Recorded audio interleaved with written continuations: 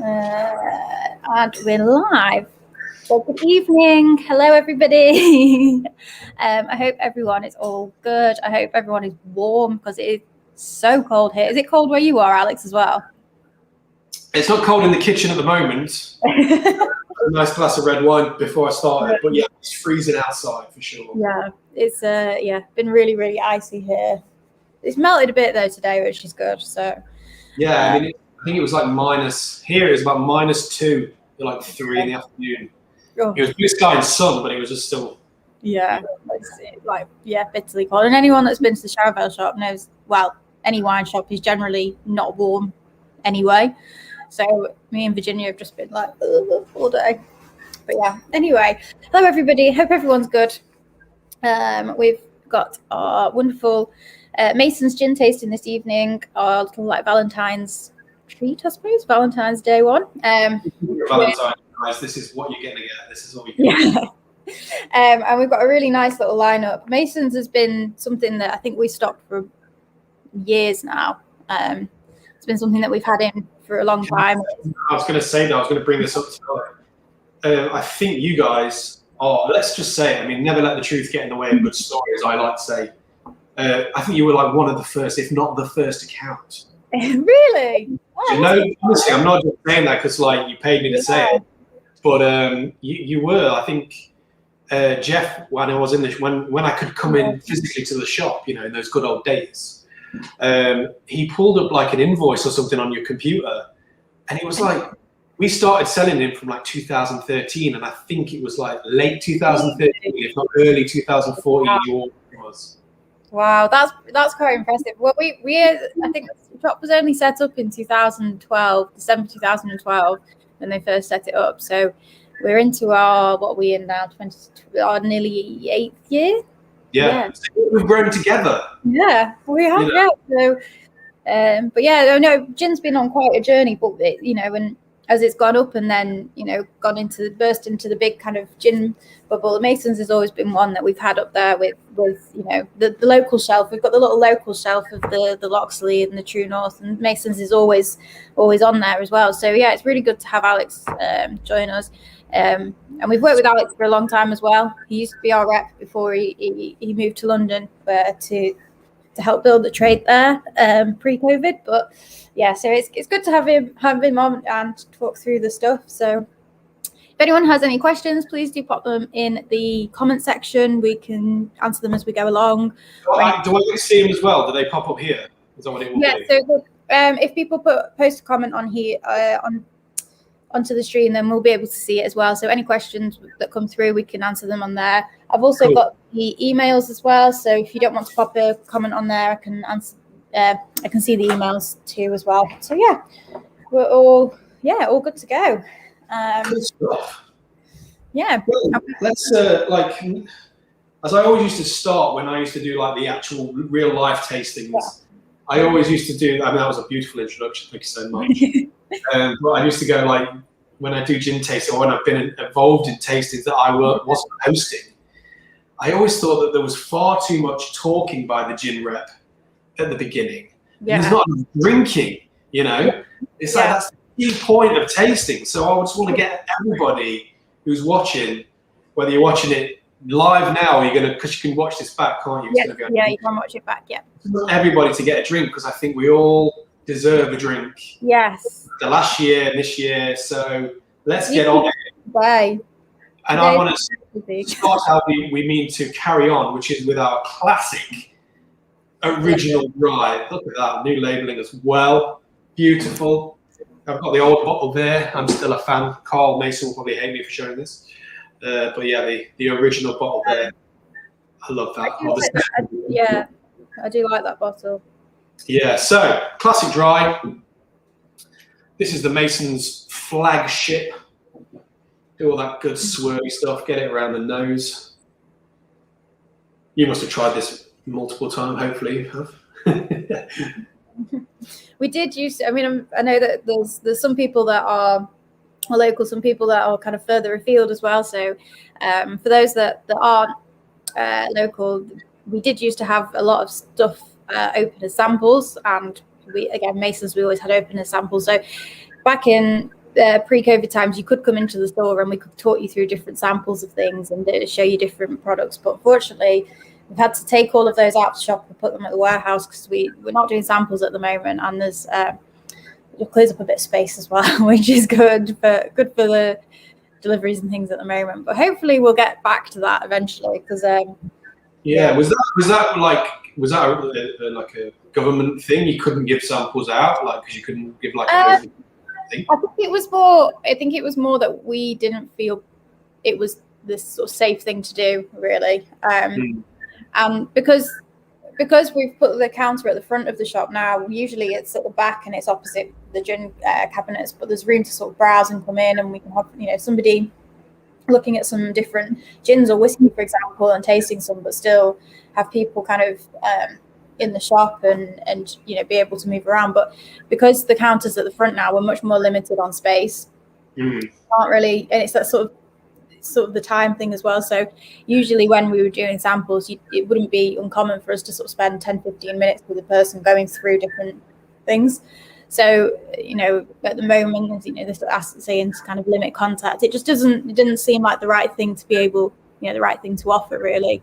So it just seemed a better kind of idea, especially as well whilst we got so busy with deliveries and kind of things like that as well. So we needed a bit more space for that, and we also, they would sort of just sitting in the back, getting a bit dusty, looking a bit sad, really. So, yeah, it is a shame because. The proof's in the pudding with gin, isn't it? Like a lot of it is the eye-catching bottle. Whether it's cool. Tarquin's probably one of my favourite bottles of all time. Just love that. Yeah. But the proof's in the pudding, isn't it? With gin, you've got to taste it.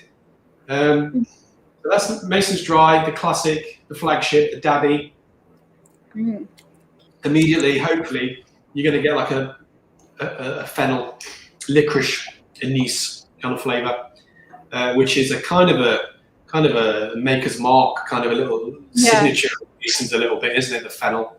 It's one of the things I ever noted with the actual gin. And when I did all the tastings that I've ever done, like everybody was like, whether it was in Yorkshire or wherever, they're like, that fennel, that fennel. So this one is, your classic things that have become very much a staple in gin now.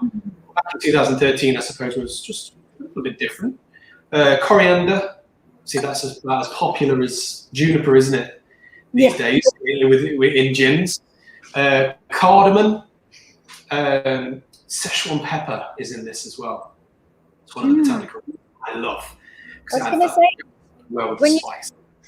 When you said the coriander, now you said the pepper as well, you do get that on the nose, that slightly spice note.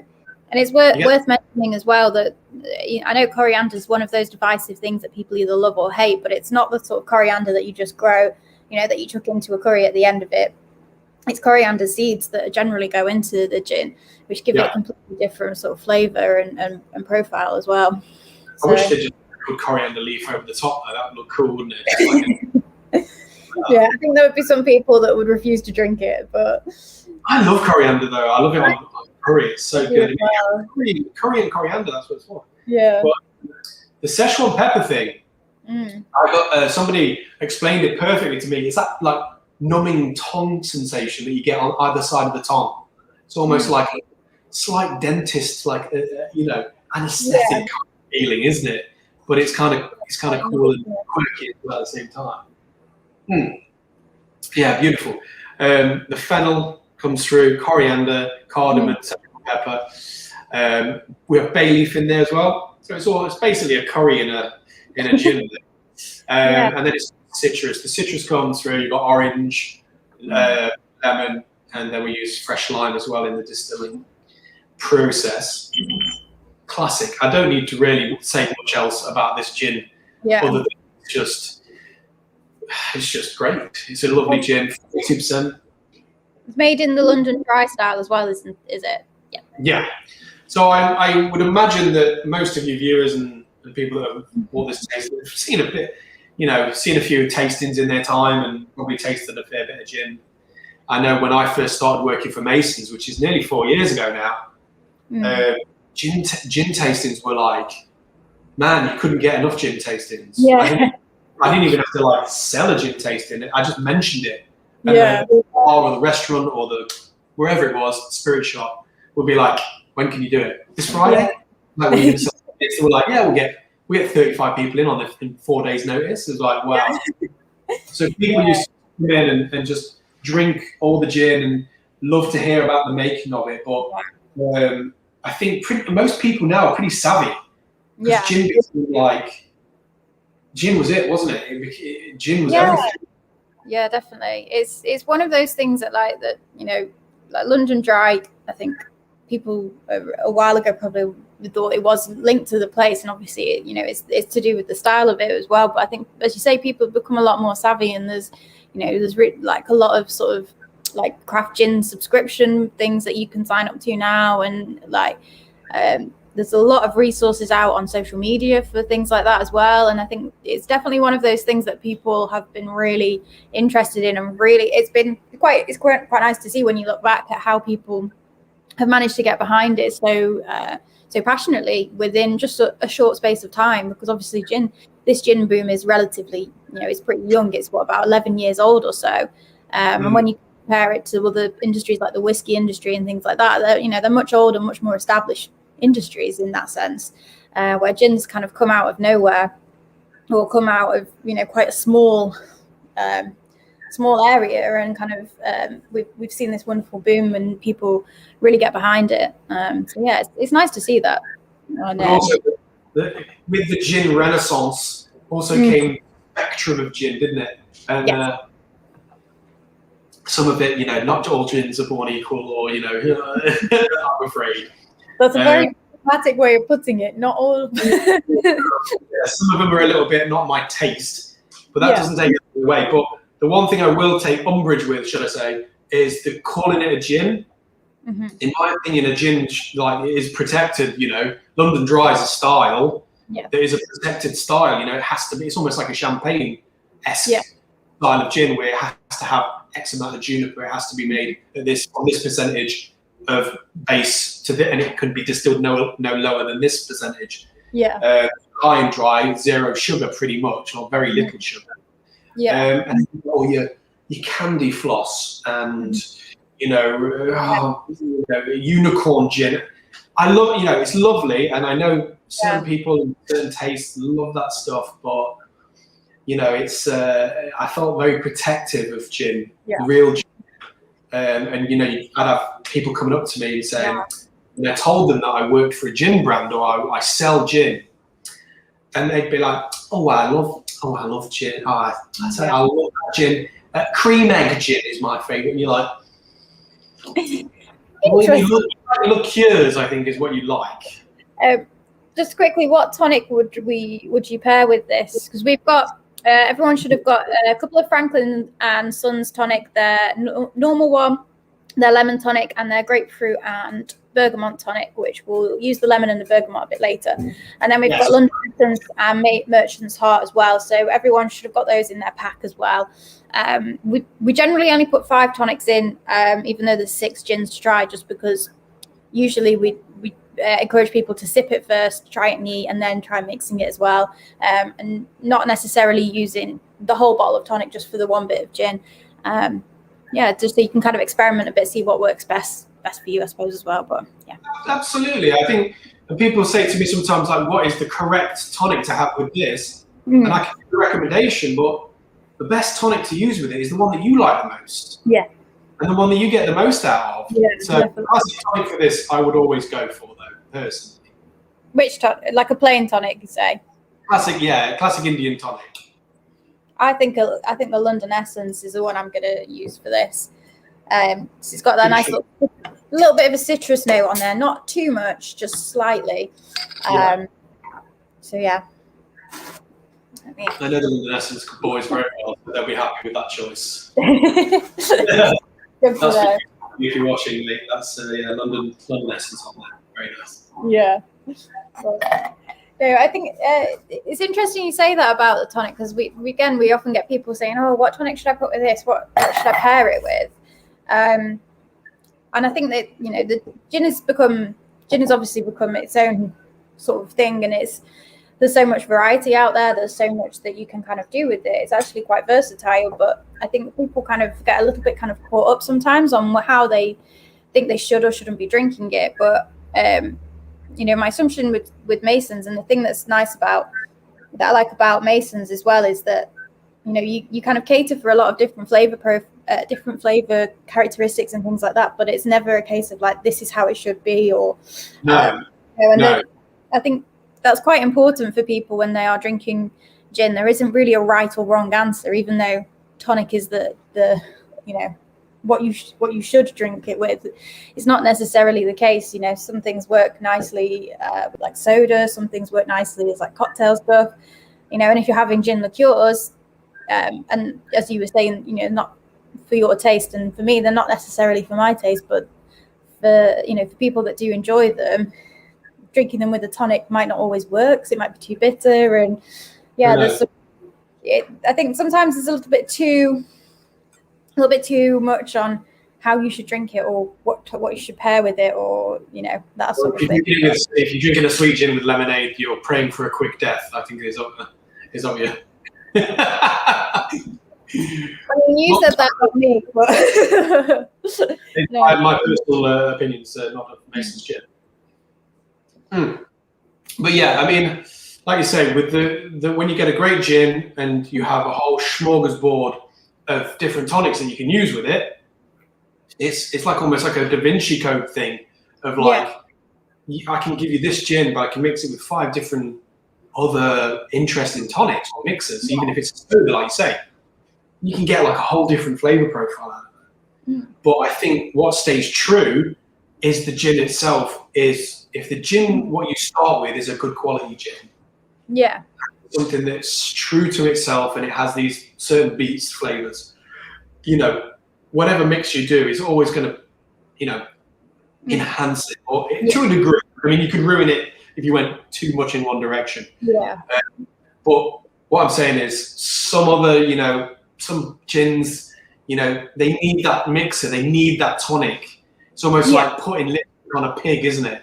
You know, it's got to be, you got to spruce it up a bit, because otherwise it doesn't, you know, but we don't intend for you to drink it neat. It has to have a mixer. And that's the one thing that I like about Masons, is through all the times I've tasted it, and I've walked in literally into bars in the back end of nowhere sometimes, and it's almost like that scene out of a Werewolf in London, you know, when the clock stops and the whole bar goes quiet, and like you walk up to this sort of like old school like oak wooden bar, and be like, "Can I speak to the manager?" And everyone's like, you know, you're not from around here. And I was always happy to take that gin out of my bag. Or the manager or the staff member or the supervisor, whoever it be, have a taste of that. Almost, I don't even need to do the whole finger point salesman thing. I just like, taste the gin. Like, it will speak for itself. Definitely. In many ways, you know, and it's one of those gins that, if you like your gin, you taste that, you go, that's a good drop. I mean, I know even with the tonic as well, it's really nicely balanced. And the thing that I think the tonic does do is it opens up the kind of flavors a little bit more, and you get it kind of makes them a little bit more subtle, but also a little bit more like noticeable in some areas as well. Like certainly like the pepperiness in it as well. But like I know some people as well, things like licorice and fennel can be quite divisive. But I think when you add sort of licorice into the botanical mix, it adds that natural sweetness as well, which I think balances nicely with everything. And I think, you know, even though you can smell that, I don't necessarily think it's overpowering when you taste it. So yeah, it's a really nice kind of balanced, quite aromatic style of gin, for me anyway. That's how I view it. No, that's exactly how I would pitch it and sell it to somebody.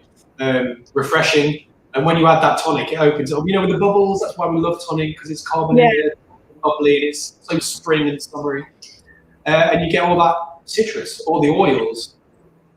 Because the Masons isn't chill filtered, like it's very viscous as a gin. So like when you put it in with ice on its own, you see like the swirling like lava lamp effect. Those botanical oils in there. I didn't realize it wasn't chill filtered, because I know that there's usually on some of the tastings we have some people that you know, are really into the spirits. And apologies if I offend anyone with this, but they like the, you know, they're kind of nerdy about the spirits. I can fit in that category as well. Me and Alex fit in that category as well. So yeah, I do apologize. I get that point. But, you know, and chill filtering is one of those things that really gets people sometimes, you know, and they can be like, oh, I don't think it should be done. But it's one of those, something I didn't realize that you guys didn't do. I know there's a few out there that, you know, market, they're like, look, we do a cloudy gin, a naturally cloudy gin. But no, it's I wasn't aware of that. Yeah, some of the earlier iterations of the pear and pink peppercorn gin, or peppered pear as I like to call it, the old school style. I know Jodie in marketing will probably be having my neck. It used to be, if it was cold enough, you'd get that kind of opaqueness to the bottle. Yeah. I really liked it. I thought it was cool. I don't know whether or not it's as strong as it used to be in certain oils, and, you know, I'm not in the distillery often, but even on its own, like, you can see how like kind of viscous it is. It's really cool. Yeah. So it's a good sort of all-rounder, the traditional, the classic, and I mean, it's one of those gins that's sort of very Yorkshire. It does what it says. You know, it says on it dry Yorkshire gin, you know, and that's what it is. You know, it's perfect in that regard. Garnish wise, I like orange. That's what I've gone for with this one, or pink grapefruit. At the end of the day, any dry London gin is going to love citrus, whatever that might be. I don't know whether you did it as like slices or what, or I'm pretty sure that everybody's used to doing like zesting now. Yeah. So I've got my little veg peeler, like my little piece of lemon here. So I've got lemon for this, and then just when I get it into the glass itself, I'm zesting all that beautiful zest in there. Give a little rim, and then pop that in there, because the zest is just incredible when you zest citrus into your gin. Yeah, those oils come out. It's unbelievable. I mean, this is very lemony now. This is almost like a sherbet lemon or a limoncello. But just insane how much it just enhances the gin. It just really puts that explanation point on it. And love it. Should we move to other gin, or do you want me to tell you about itself? Let's move to another gin, and then we can go on. We can go on a bit about on to a bit of distillery and everything itself. So. Yeah, cool. So we're going to move now on to my favourite gin ever made. And that's not because I'm completely and utterly biased, which I completely am. But it's just because it's the first gin of Mason's I ever tried. And it's just the best gin ever. And it's our Yorkshire Tea edition. And this gin has got me out of so many like sticky situations in my life. Walking into the wrong bars in the dark side of Shoreditch, and you pull this out your bag. Everyone's your friend all of a sudden. So so what's Yorkshireman doing here? Yeah, I mean, I know I go pretty ecky thump with I got my flat cap, and I'm from Nottingham. I'm a plastic Yorkshireman, but don't let that hold you against me. Yeah. I'm from Warrington, and in between Manchester and Liverpool, so I'm not a Yorkshire person either. Apparently I'm a fake Scouser. That's what my boyfriend likes to call me, because he's from Manchester. I'm not a Scouser. I refuse to be called a Scouser. I'm not. You think you're over that? Yeah, sure. Well, we can be plastic Yorkshire people together. Yeah. Apologies to anyone that is Yorkshire. What's more Yorkshire than Yorkshire Tea gin? I mean, this one it's a bad boy, isn't it? I love this gin. It's incredible.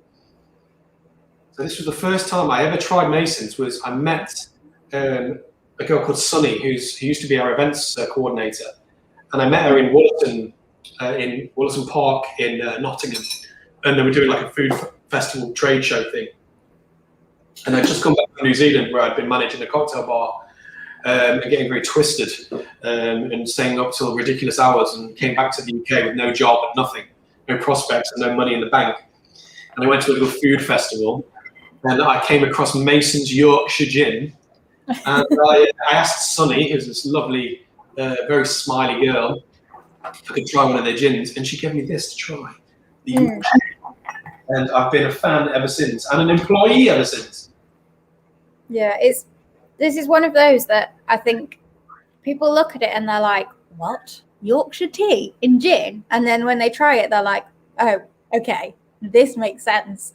One of the kind of thing, oh, I bet that's a bit of a gimmick, I bet it's not, like, if you don't know it. And then when you actually taste it, it intrigues you, but, you know, it can come, I suppose people look at it a bit like, is it going to be any good? And then they try it and they're like, oh my gosh, wow. Because I think sometimes as well, we've had people in the past that go, oh, so it tastes like tea. And I'm like, well, it doesn't taste like your morning cuppa, you know, with your milk and your sugar in or whatever, or however you have it. It's more of sort of aromatic in its style, but it definitely has that element in there. And it's very reminiscent of it. It's that sort of, that quite clever flavor, that quite clever thing where you taste something and it takes you to something else. That's what it does for me. For me, it's, I mean, I'm not a massive tea fan as well. I'm more of a coffee guy, but there's something about it when you smell it and you taste it, and you're right, it's that kind of bit in your brain that's like sensory that goes next to memory. Yeah. And you smell it and you're like, it's tea. It's just you know, everybody knows that flavour when you've left a tea bag in too long or you like tea. Yeah. See, I always have to start the morning with a cup of tea, and I only got into coffee in the past sort of 4 or 5 years or so, but because I went to uni down in the south as well, I got known for being, because I was a northerner, apparently I made the best tea according to some of my friends there. So it was always, I don't know, it was a bit reminiscent of that sort of thing for me.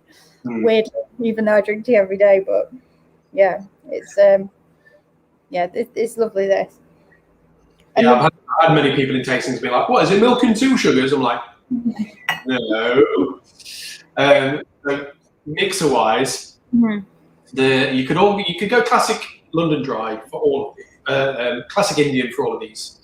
However, I really love a lemon citrus tonic. We've got Franklin Sicilian there. I hope you guys have got that at home. If not, try the Fever Tree lemon. They do that. I've got some tonics that aren't a part of your tasting, but I can show them as like recommendations. Is that okay?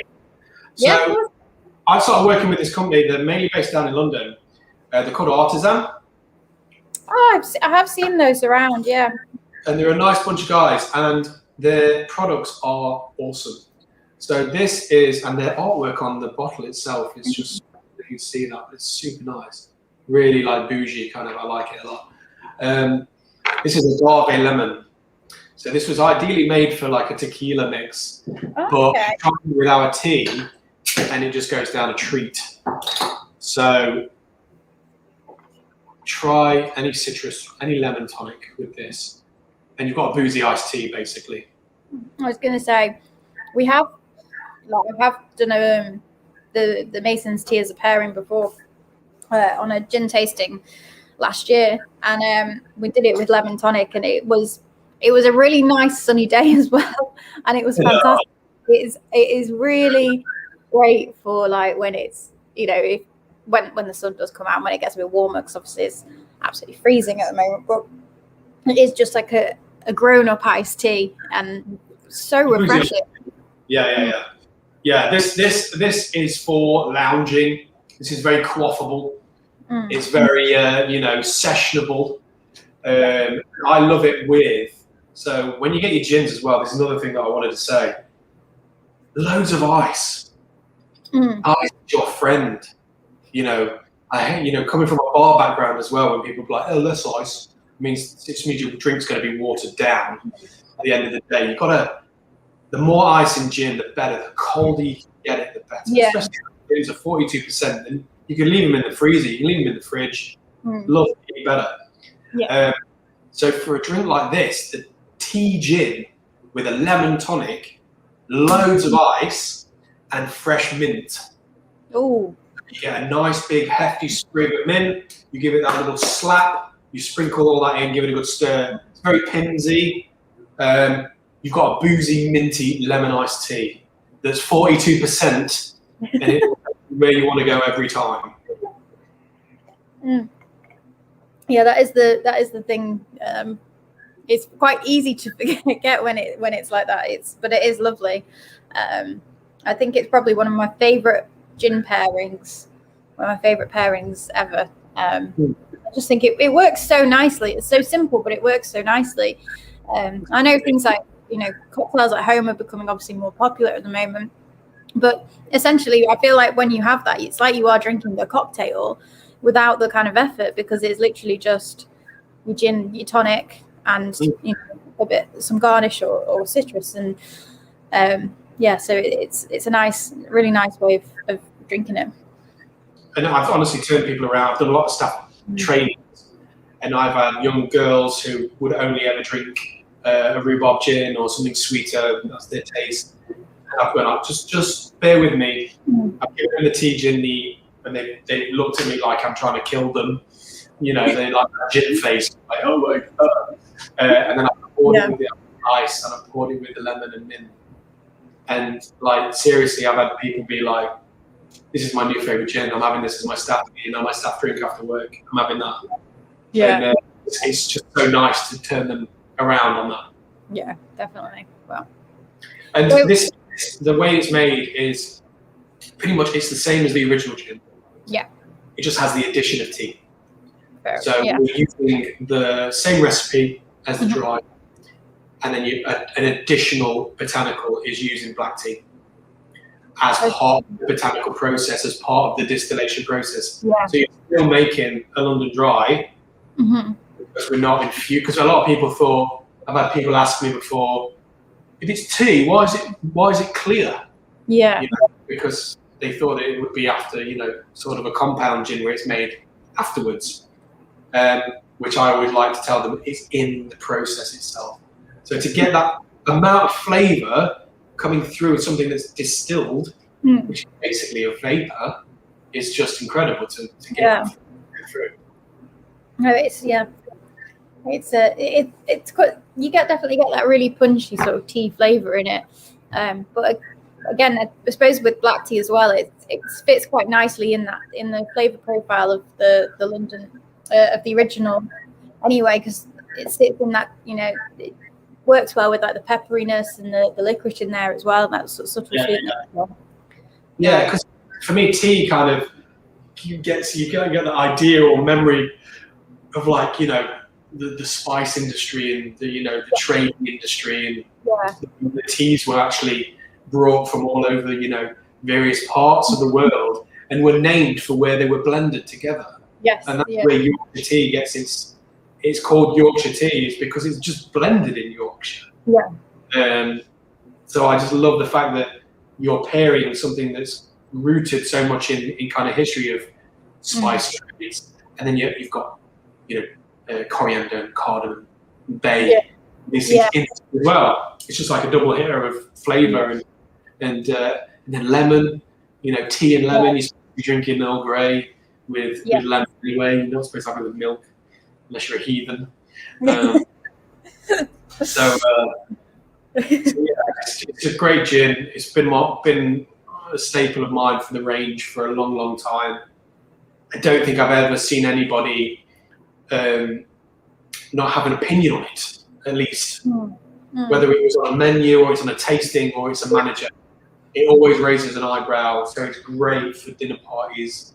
It's great for a conversation starter.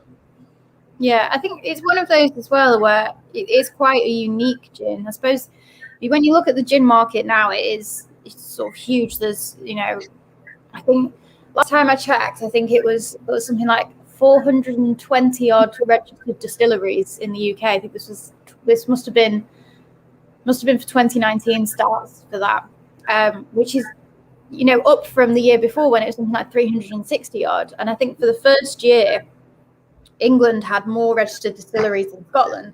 Now, not all of those are gin distilleries. A lot of them are whiskey distilleries, and there are places that are now that started with gin that are now actually making their own whiskey. Now they've got the basics of their gin and they know how to do it. things like that. They're moving into different elements and different realms, but there is gin kind of everywhere, and there's a flavour. You know, if there's a flavour of it, you can probably get it in a gin. But I don't think I've ever really seen much where it's kind of Yorkshire tea, where it's just that pure punchy sort of tea flavour. There's a few Earl Grey sort of flavours around and things like that, but never really the sort of Yorkshire tea or that more bold style tea flavour, where it sort of sits so proudly and says, "Look, this is the flavour. This is one of the flavours in this. This is what we get for a bit." So, yeah. No, totally agree. And it's one of those bold flavours. I hope people have. I don't know if you've had any comments or anything, but I hope people have tried it and tasted it and enjoyed it.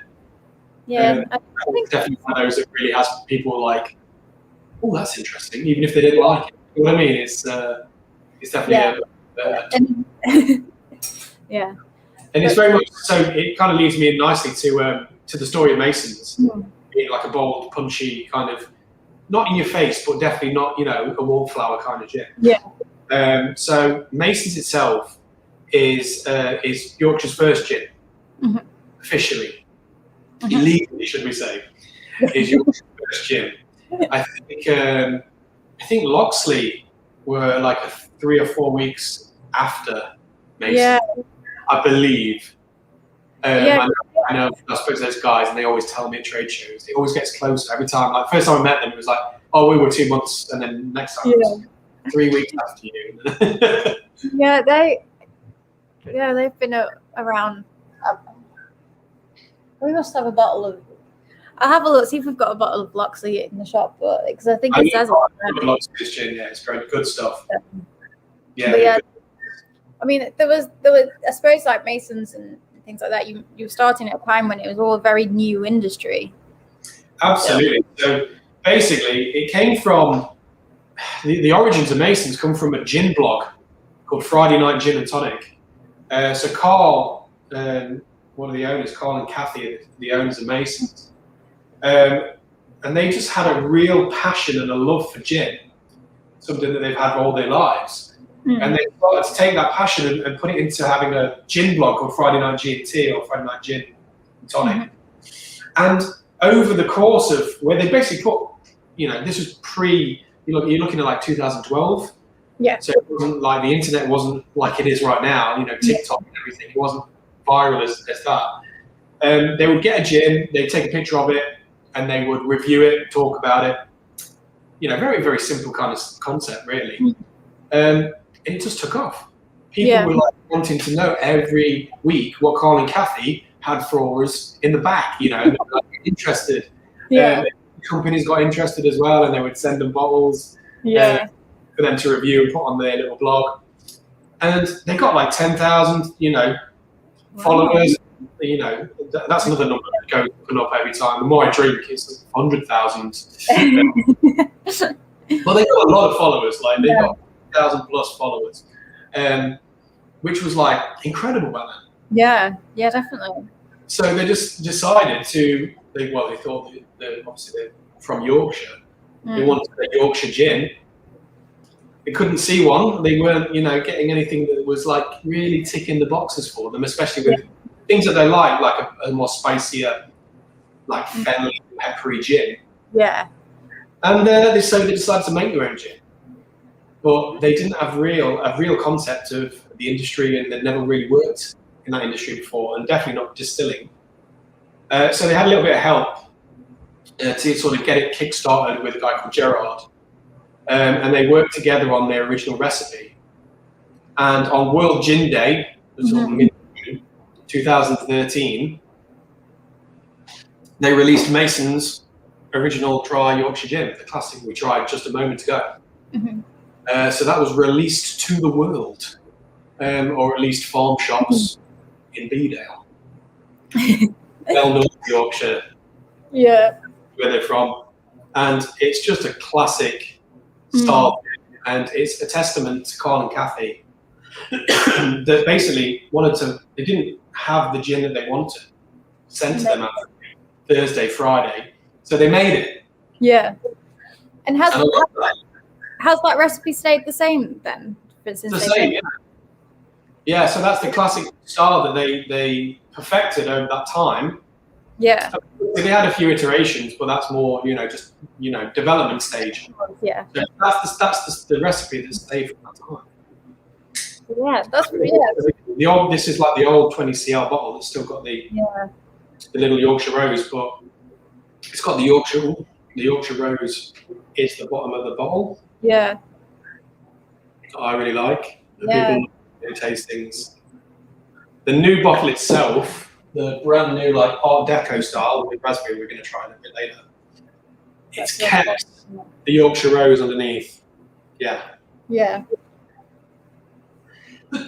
So I'm so glad that they kept the Yorkshire Rose in there, because that is such a big part of Mason's. Yeah, definitely. A heritage of being Yorkshire's first and most ordered gin company, as we have on our list. Because I know that the tea gin in particular has won a lot of awards for World Spirits competitions and things like that as well. So the international spirits. I can't remember. Apologies, my brain's gone a little bit dead today. So it's won loads of awards, and it won the best British gin at the World Gin Awards for the contemporary. That's good. Yeah, contemporary is not juniper forward, because obviously the tea sort of hips into there. But everybody that tries it loves it. Like I said, it's won gold loads of times, and it's got quite an awards trophy cabinet. Yeah. So I know I'm not sure if some of our viewers will be aware, but I know that there will be some people that obviously there was a really you guys have had a pretty tough year, not just with COVID, but also you had a big fire in the old distillery, I believe, which kind of put which I know you worked really hard to come back from. Thankfully, nobody was hurt, but just wondering how that's kind of like, how have you found that? Have you found that's kind of pushed things forward more? Has it made you sort of want to be kind of experiment a little bit more, or be a little bit more kind of selective in what you do or don't do anymore? Or well, I mean, for starters, Mason's is an independent company, right? So it's family owned. It's Carl and Kathy with a few investors, but it's independently owned. And to have an event like that, so this was April 2019. Yeah. And to have the distillery burned down to the ground, it was completely gutted. It was completely wrecked. Thank God nobody was hurt. Yeah. We managed to get everybody out, and it was just a freak accident with one of the copper stills. But having everything that they built for that point of time, from 2013, the area that we were in was the second edition of the distillery. We were just getting into big production. We were just, there was 2 stills constantly running, and everything was going well. To have that all just taken away, for any company, I mean, most independents wouldn't survive that. They just wouldn't survive. And we were told by everybody that Masons would probably, it was like this, whether we'd survive or not. Yeah. I remember literally, it was just after, it was like the 2nd of April, I think it was. Yeah. I remember one of my colleagues ringing me to tell me that the distillery is on fire. And I thought it was like one of the shittest April Fool's jokes ever. But then I realized it was the 2nd of April. Yeah. And that Friday or that weekend, I think Carl and Kathy called everybody to Bedale. And one of the first things, we went to like a little, I think it was like the Black Swan in Bedale. They had a little function room up there. Yeah. And I think one of the first things that Carl said that I'll always remember would be like, nobody's losing their job. And I was just like, that's pretty damn cool. Because they employed, with the on-trade team, sales team, plus, distillers and bottlers, and then office staff, like 20 to 25 people, maybe a little bit more. Yeah. I had to go and do a tasting that night as well. Oh, really? In Grimsby. So I had to go, like, literally going from a burnt down distillery to having a tasting, and everybody was just wanting to ask me what's going on, because it happened literally about 3 or 4 days before. And Carl and Kathy just said to us they're going to do everything in their power to make sure that the guys we were still employed, and we're going to come back even strong. There was never any question that we wouldn't continue. Mm-hmm. There was never any kind of like, let's think about what's going to happen, and we'll weigh it up, and we'll see what this is. It was always like, we're going to come back, and from like pretty much day one, everybody was saying, well, the Phoenix is the addition surely to come, which did eventually come. Yes, yeah. It's a gin which sold out pretty much instantly. Yeah. But it was on everybody's lips. Everyone was like, we've got to come back. We've got to make the Phoenix edition. We need to rise from the flames. And thank God we did. And I've been with Masons now for nearly 4 years. And to say that I've come from doing that East Midlands to working for a company that the distillery burned down, and then we've got into a global pandemic, the likes of which a generation we've never seen ever. Yeah. And I'm still sitting here drinking gin with you and talking, still doing the trade is a testament to gin. It's a testament to the company, surely. Yeah, definitely. I think it's one of those. I think it's like a really perfect metaphor for like the Yorkshire resilience. Absolutely. I mean, it's not what you want. You don't really want the distillery to burn down, but it's just that perfect, like. No, but like, company, I think. I totally get it. It's that kind of that grit and that determination that kind of personifies Yorkshire. And I tell you what, it made me want to push Masons to new markets such as London, which I did. Yeah. And I took Masons to London, and everything went down great. And then until obviously coronavirus, it's had out the window. Yeah. But yeah, I think Masons is that kind of, as bold and as charismatic as the gin. I feel like people behind it are also as well. Yeah. And I think that's what makes us great. Yeah. Like I said, I'm quite biased.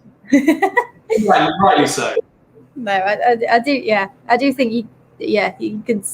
It's reflected, I think, in the gin that that kind of resilience and that kind of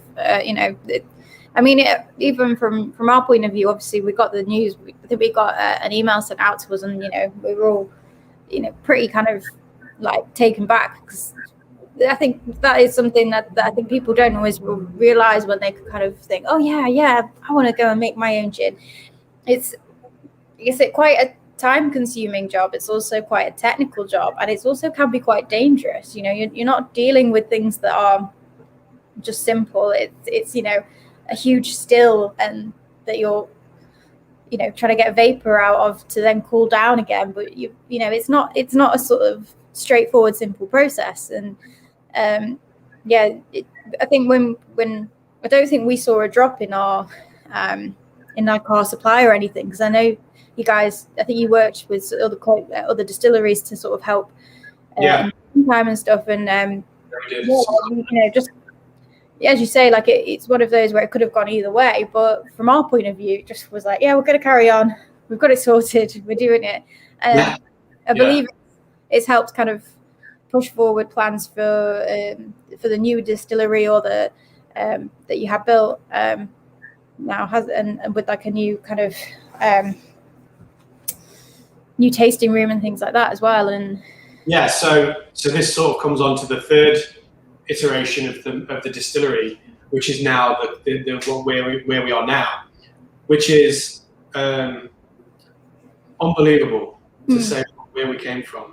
I remember working with them, and it was like a little rail yard shed that we had Steve and Lefty, which are the original still copper alembic still, to now having the beautiful warehouse, distillery, tasting room, shop, like office space that is Masons of Yorkshire Gin in Leaming Bog and Beedale. If anybody, obviously, with the whole COVID thing, and we're hoping that vaccines are going to come out and open up the world again, open up UK at least, and I couldn't recommend somewhere better to go than North Yorkshire in the summer if you want a little bit of a break away, or a little road trip. Come up to see us at Mason's Gin.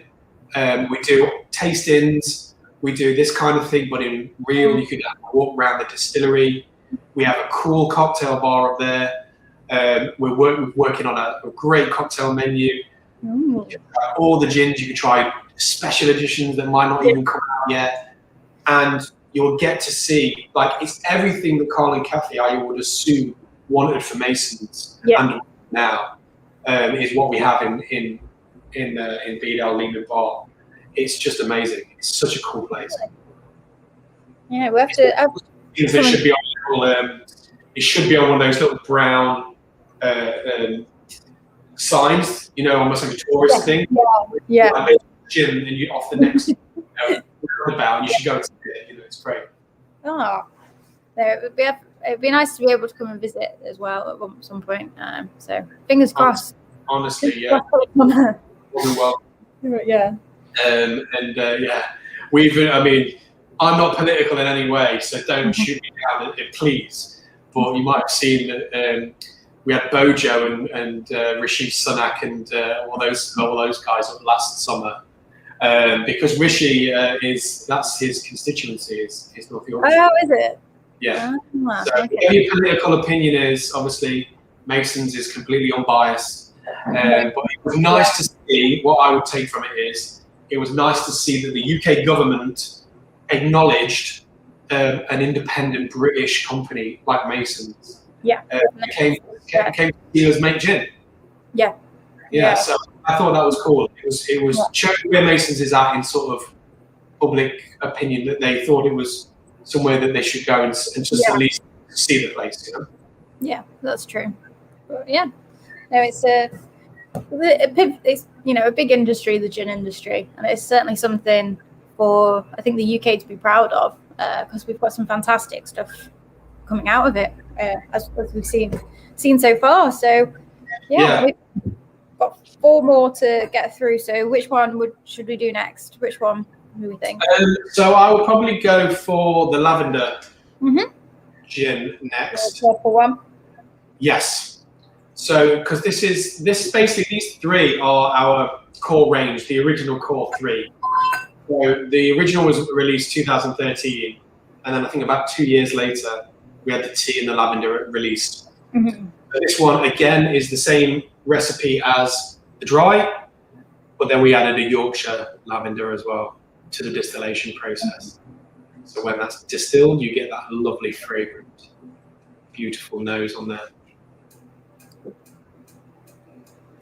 And I think that's something that you have mentioned, you touched on about the colour of it as well, but it's something that I do really like about Masons, and I think is a really good example of how to do sort of flavoured gins. We spoke briefly about sort of the gin market and what gin kind of classes itself as, and the fact that there's so much out there, and obviously nothing against some of those sort of liqueur style gins or things that are infused with different flavours. But I think these are, for people that are looking for that real purity in gin, but something different as well.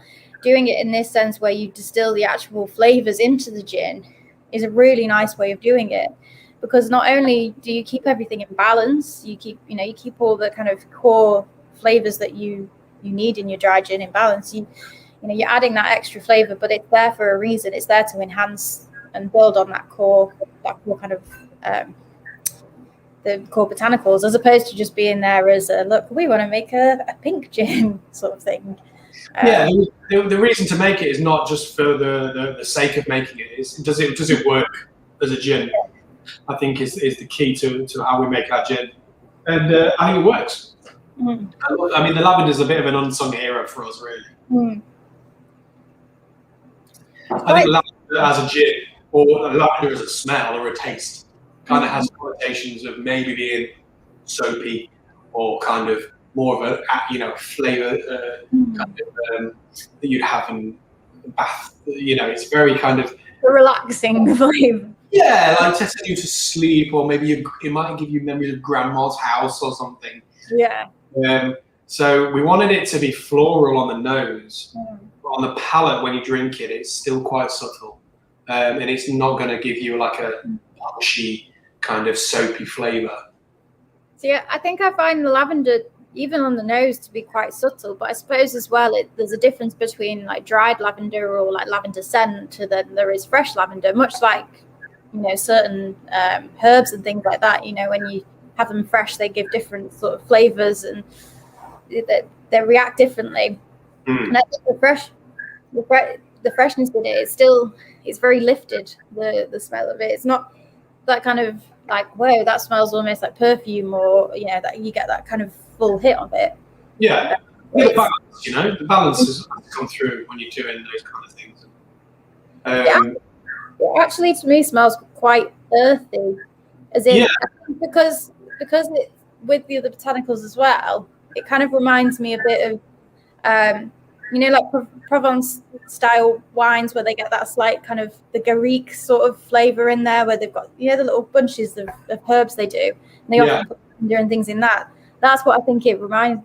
That's what it sort of reminds me of, which is I just like hearing other people, like what people get, because flavor and tasting and smell is so subjective as well. And we all have like kind of a baseline together. But you pick up things that maybe that I wouldn't. And vice versa, and it's just, I love that about tasting, whatever you're tasting. Yeah, it's like the whole fruit drink, isn't it? Just subjective. I also have a habit of relating it to things that I already know really well. So there's certain, like, I tried a wine a while ago, and I was like, that tastes like apple crumble, and that's what I just relate it as, which is not obviously the most highbrow and technical of tasting notes. But, you know, if it works for you to be like, well, this tastes like, or it reminds me of, a song, or I would put it with this song, or it's like this character from a TV show or something, and that's how you can relate to it. I think it's a really good way of doing it. Yeah, you know, it's like what is that synesthesia that people see colours when they hear music. You know what I mean? Like the way that your senses pick up things, and if your senses were triggered that you were getting apple crumble, then that's working for you. Obviously, it's connecting the dots together, and that's how your brain works, isn't it? And that's how the synapses in your brain go. I mean, I was meant to be doing I started doing my WSET, my wine and spirits education, my level 3. I started it back in October, then had to pause it because of November lockdown. Couldn't restart it in December because we're just too busy. And then paused it again. So I'm now doing it in June this year. Thank you. I've fallen out of the habit of practicing and tasting, but they do tell you. I mean, Laura, who teaches the course, if she heard me say that, she'd be like, no, you need to go through it systematically and go through, does it have this, and this, and there. But one thing that she kind of said to me that sort of, I found quite interesting. She said a lot of the time, because I said, you know, some of these things on the card are things that I don't think I know what they smell or taste like. And she said it's not that you don't know what they smell or taste like, it's just you don't recognize it automatically. So your brain will go through and pick out the things that you know automatically, and relate it back to that. So I think, you know, from a technical point of view, that's, you kind of have to train yourself to not do that. But I think in terms of just general drinking and, you know, enjoyment point of view, I think it's a really nice thing to be able to do, where you have something and it just automatically go, this is what this reminds me of. You know, and usually, absolutely. And that's the joy of drinking and tasting things, isn't it? Like hopefully it reminds you of something nice. You know, hopefully it's a connection that's nice. I've done the WSET too. And some of the things are like, it tastes like damp cardboard. You're like, in my tasting note, that means that it's obviously something's gone wrong if it tastes like that. What is there's some odd ones on there. So there's the secondary flavors of like when it undergoes malolactic fermentation and stuff like that. And some of them are like, it tastes like raw dough, and you're like, what does raw dough taste like? Has anyone ever sat down and eaten raw bread dough? If so, that's slightly. They cook something and they're like, oh, it's been raw. Yeah, I guess so, but some of them are a little bit questionable. So yeah.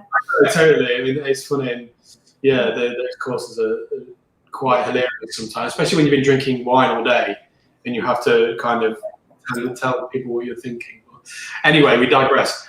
With the lavender mixer wise, I really love any kind of lighter tonic with this. So classic again if you want, but Fever Tree Mediterranean is beautiful with this one because the Mediterranean gin that they do, or it has rosemary and thyme, and it has a lighter quinine taste, so it doesn't have that bitterness that you normally get with, you know, a lot of Indian tonic. Because for a long time, people think they didn't like gin.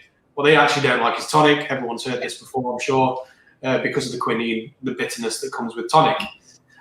So Mediterranean with the lavender, it's just so beautiful. It has that sweetness. And then garnish-wise, get a big chunk wedge of lime and give it like a good old squeeze, and the citrus just cuts through all of that kind of whatever bitterness may be left in the tonic, and it just opens it up, and you get the lavender notes. Because with this gin, when you try it neat, you're going to get a lot of fennel come through. Everybody thinks that the fennel is the strongest in this, when it's pretty much the same amount. Another nice one, this is obviously for the people that like their sweeter style, whoever that might be, Fentimann's Rose Lemonade. Oh, yes, yeah. It's lovely. Yeah. That's Turkish delight kind of thing, and I love that. You know, it's come down a treat. I've done that many times at tastings. The people love it. So the light tonic that we've got is the Merchant's Heart. Merchant's Heart, yeah. But they're quite aromatic in their kind of flavor profile.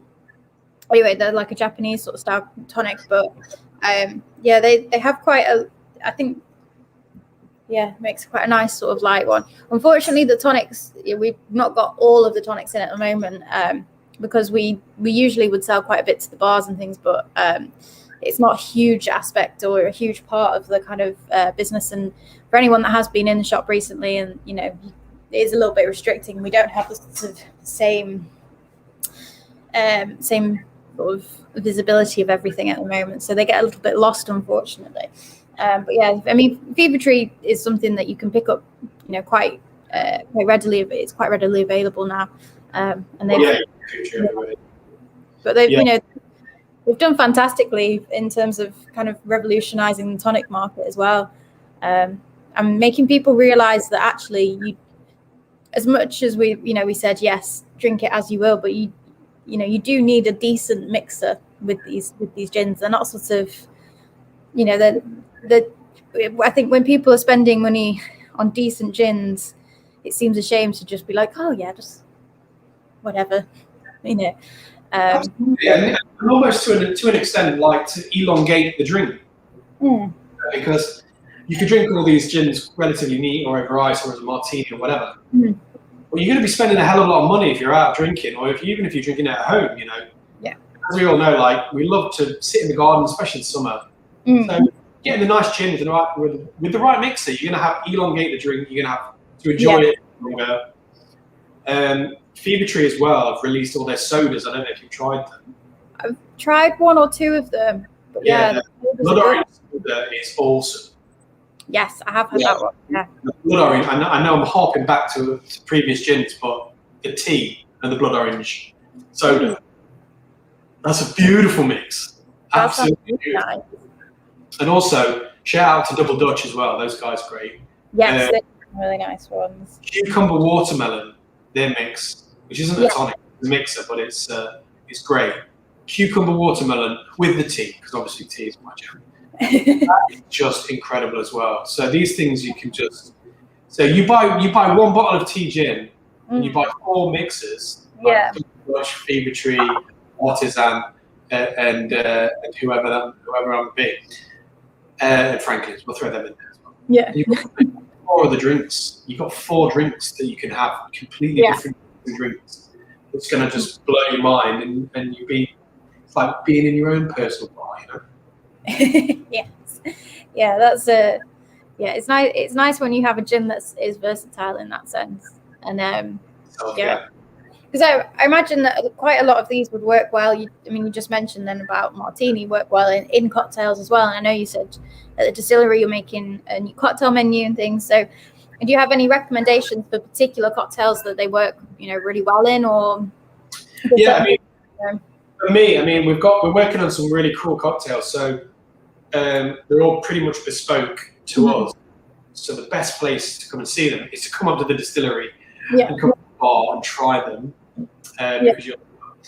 But the classics that I love, and Carl, the owner, he's an old school guy. He loves his classics. I know it's a bit of a wanky bartender thing, but Negroni, is just the cocktail that just keeps on giving, isn't it? Yeah. Well, Negronis have had a comeback recently. It's been something that I think people are suddenly realizing. It's a hot drink that came. Yeah. It was like the bartender's drink, and now. Yeah. I always knew that like things were changing when I saw no offense completely intended, but I was getting girls coming up to the bar and ordering like rounds of Negronis, and I was like, the Negroni has just been elevated to another level, and everyone's kind of drinking now. Everybody loves it. Yeah. It's just a box for everyone. Yeah. And there's so many different iterations you can do of it as well, with depending on what vermouth you use, and there's different versions of Campari or different brands that do sort of similar things. And you can make like a white Negroni with a white vermouth, or like a dark Negroni, something really smoky, something quite sweet, something that again there's that kind of versatility in there as well.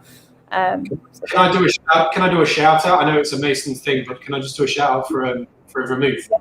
So this is funny enough, I had it right here. So this is an English red vermouth called from Londinio, which is a company based down in London. It's actually based in Fulham, I believe. The guys that do it, and this is all like hand batch, handmade. Yeah.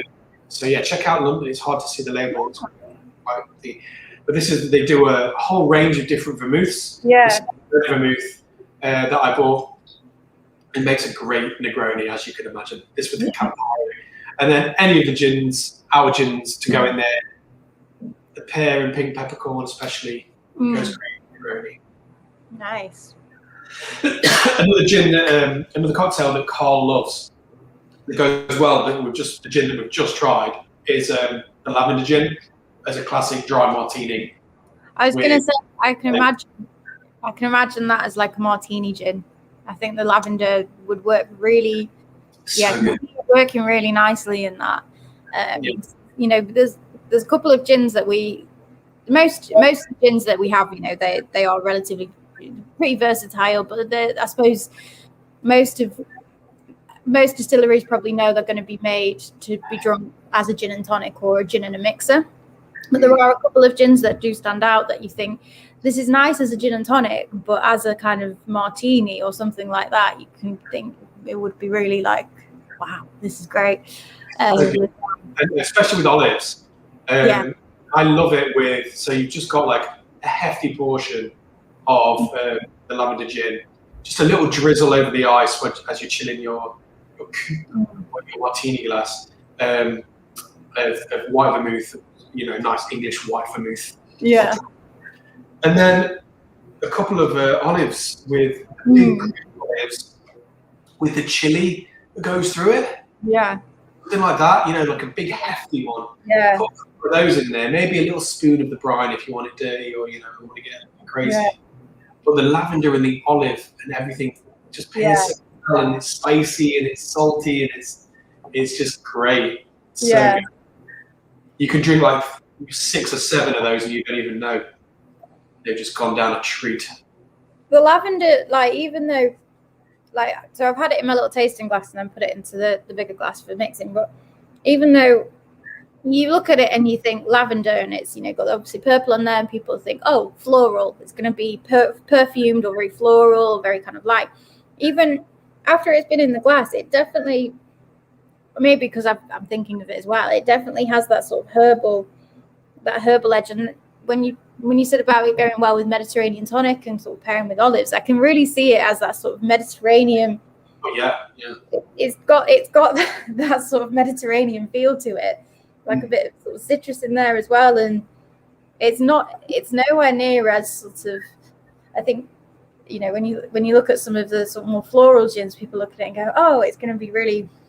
It might be very perfumed, and that can put some people off. Some people don't like it, but actually, as a gin, you know, it's got its own personality, and it's nice and layered, I think, which is something I do really like in drinks. I like it when they're layered and they kind of keep on giving and changing, which is nice.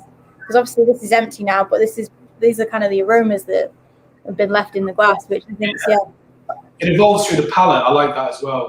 So like, you original top note, and then you get more of the savoury, and then you get all the other. Like you say, as it develops through the palate, it goes all these different flavours. Yeah. Really like, and again, pairing it with spicy, just salty and spicy, and just brilliant, made for each other. Okay, shall we move to the gin number 4? Is it 4? Yeah, of course. Yes. So this is one of the special editions that was released a few years ago now, and then it just sort of became part of the daddy range, the core range, which is the pear and pink peppercorn gin. Not the pink one. Which is just a treat. A treat for the senses. Oh, that pepper. So pepper was obviously one of those big things about Mason's in the first 3 that we've tried. And the pepper was always Szechuan pepper. So for this one, it's a little bit different. So this is black peppercorns and pink peppercorns. And pink peppercorns are lovely in it. So you get immediately that. If you can't smell that at home, you need to book a COVID test as well, just like I say. Yeah, that I was gonna say, as soon as you smelt it, it smells like you're eating a pink peppercorn, and it's like just burst in your mouth. I know. That fragrance going through your head. And I love that pink peppercorns aren't pepper at all. They're a little bud, they're a little flower. Oh. They actually I've heard that before. Peppercorn because of the taste that they have. They're a little buddlier type thing.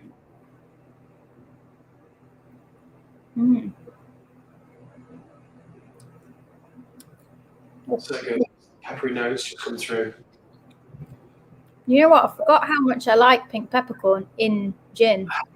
You know, I think juniper and pink, juniper, coriander seed, the licorice with the peppercorn is so lovely, really nicely balanced.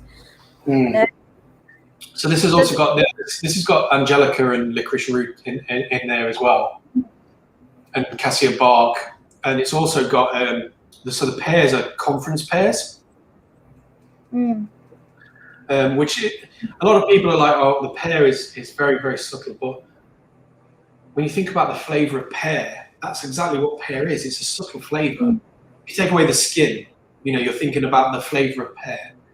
It's kind of it's a base, and it's in there in the gin. It's just you've got to find it. It's just floating in the background of this peppery hit that we get. It's got, I think, I find the pear it's like sort of green note that you get, that sort of fresh kind of green, slightly acidic note on the end that kind of comes through. But yeah, it's really nicely balanced. Pepper, I love the pepper in it though. The pink, the pepperiness in it. It's really warming, and pear. I suppose you get recipes for things like spice pear, which work really, they work really well, and they do work in harmony. And you can see how they sort of are nicely sort of balanced. They're not the pepper seems to be the thing that gets you first, but actually they get that lovely kind of crunchy sort of green fruit flavor as well. Yeah, totally. And for me, so mixer wise, I think were we doing? No, we're going to use the citrus for the orange, aren't we? Indian tonic again, great with this, as with all.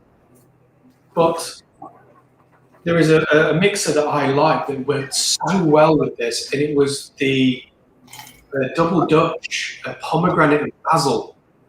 Oh yes. So the pomegranate and basil was this savoury, weird mix that you never thought would kind of go together. pink pepper and the pear and everything together.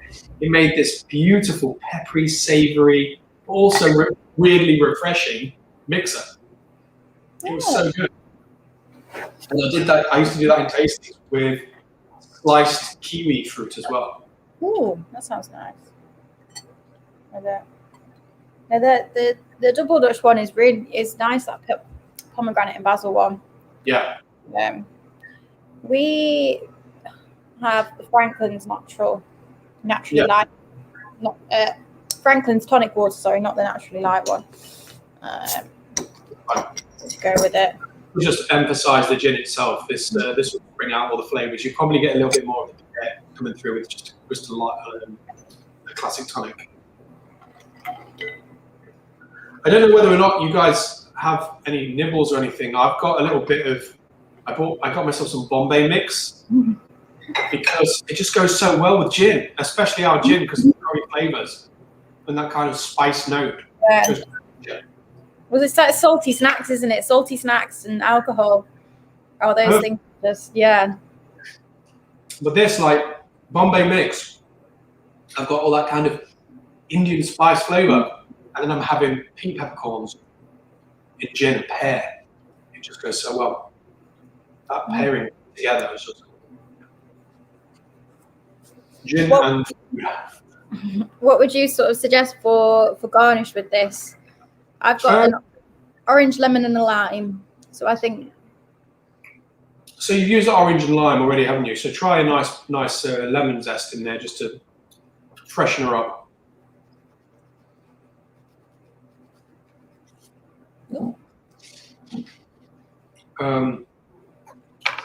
Also, you could use sliced pear if you really wanted the pear to come through more. Like I said, kiwi wheel, sliced pear, citrus. I mean, as you're saying you've been a bartender as well. What are your opinions on garnishes in gins? I know now garnishes to some people just as important, or equally as important as the tonic they choose or the gin they choose, and making sure that that's right is something that they people can be really oh, have I got the right garnish with it? Is it going to be good? Yeah. What from your point of view as a bartender, what's your kind of opinion on that? Do you ever think sometimes, well, we like to keep it simple, or do you think people kind of want? Did you find that you had people expecting to have these quite kind of quite kind of there's two kind of thought categories that I go down when I think about garnishes, and one is does it add anything to the drink itself? Does it either enhance something that I want enhanced out of the gin? Does it complement the product itself? And the second one is, does it look good? Because food and drink is a visual medium at the end of the day, and people like to see that. I was making vegan burgers today, and I was pressing down with a potato masher, so it looked like I had grill marks in it. Do you know what I mean? And it's because when you cook it and you're serving it, you want it to look like it's almost like a grilled piece of meat that you might have, It's a visual thing with food and drink, and some people go down the route of just, plenty of bars during the gin craze of the 2010, 19. Yeah. Got the old school gin craze, but go to a bar and they'd have like a whole load of Kilner jars, and there'd be juniper berries. I mean, juniper berries in a gin, you just got little pellets floating in the gin, really. Unless you roll them or you've cracked them, you've just got pellets rolling in there. I always think whenever I've been to a bar and they put, as much as I like the pink peppercorn coming through on this gin, and I love that flavour of it, I often think when they put pink peppercorn into a drink, into the gin, like you say, unless you're doing something with it to make it kind of work. Yeah. If you've got a straw or you're just drinking it, you get these little bits of peppercorn that you end up just being like, and then they get stuck, and you're just like, what? I don't necessarily find that pleasant when I'm drinking. And that's come from an aesthetic of when you bring it over to a table. I mean, that's the reason why we drink gin in those ridiculously huge balloon glasses, like goldfish bowls, because it's theatre, isn't it? Like you see it, and especially like a bartender or a waiter will bring over a whole rack of gins to a table, and they've got like salad in them, they've got mint, and they've almost like that the Pimm's effect, as they used to call it. You sell one pitcher of Pimm's, then all of a sudden you've got an order for 10 come through the bar because people see it and they want it. It looks cool, it looks interesting. But like you say, you take one sip out of that and you've got a piece of pellet or something down your throat. Really, the gin. So I'm a firm favourite of, I love theatre, I love spectacle when it comes to products. Sells the gin at the end of the day. We love to sell gin. But it needs to add something to my drink. And this, just a peel of lemon, in that has done probably more than a whole fruit salad would do. With a properly zested, or getting the oil, essential oil out of the skin. It's added more to the drink than a whole load of bells and whistles. Look, I feel the lemon makes the pear more prominent in it. It seems to tone back the peppercorn slightly. When it's with the tonic, for me, it's definitely just lifted that pear in it as well. Brought that forward out of it, which is absolutely. And I mean, we all love seeing culture. I'm a big fan of the dehydrated fruit that you get in bars, because I personally think that looks really, really nice in a glass.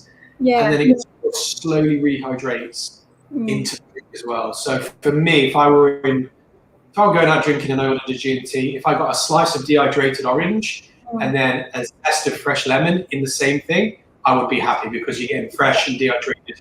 And like you say, there's nothing swimming in the drink. If you've got a nice, classic, succinct drink. And I mean, dehydrated fruit is something that's it's actually very simple to do at home as well. And it's something I need to do a little bit more. Sometimes, we end up with, a grapefruit that I've had half of it and then the rest we don't end up using or something. And it's a really easy way of just using that extra fruit. It takes a month. So because I'm a bar guy, I've got a dehydrator. I bought one. And I make a batch of that up. And you put it in a jar, you put it in like a sealed jar. That stuff will last for months. You could do it, especially it's good for, if you have, obviously back in the good old days when you could have human beings in your house. If you're having a party, you make a batch of your dehydrated fruit up. It would last for weeks before the party. And you've got all your fruit ready. You haven't got to be chopping stuff last minute. Put it on the table. People help themselves. So dehydration fruit and fresh, depending what it is, but fresh citrus. Orange, lemon, lime. I said to you on the phone, I think, before we had this tasting. That's what you do gin tasting. Yeah, definitely. Really, just bring that citrus, and the gin should bring the rest. Yeah. No, I think that's a very good way of putting it. The simple ones, the simple botanicals that that are going to elevate the gin are the ones that you need really. Absolutely, totally. Shall we move on to the fifth? Yeah, let's go. I really like that. This is pretty much our newest of the news. Obviously, we've got another one after this, but this is our orange and lime leaf gin, which is interesting. Should I say? So, it was a long time coming. We finally got there. This has been released now for a few months now. It's hard to remember the amount of gin that I drink. So this one is a little bit of a twist on the original recipe as well. But this is kaffir lime. It's the lime, so it's kaffir lime. That zest on it, lovely. It's beautiful, isn't it? And it's also got grapefruit peel in there. It smells like you've just zested a lime on it. And that's just from the bottle. Yeah. So, and then it's got licorice root in there too, and also orange and grapefruit and kaffir lime, and a little bit of pink peppercorn still in there too. just touching slightly on the licorice root, I am right thinking that that's almost it's not as sweet as kind of licorice in itself, and it's more of like a binding agent for the gin. Is that right, or am I thinking of a different botanical? No, that's spot on, yeah.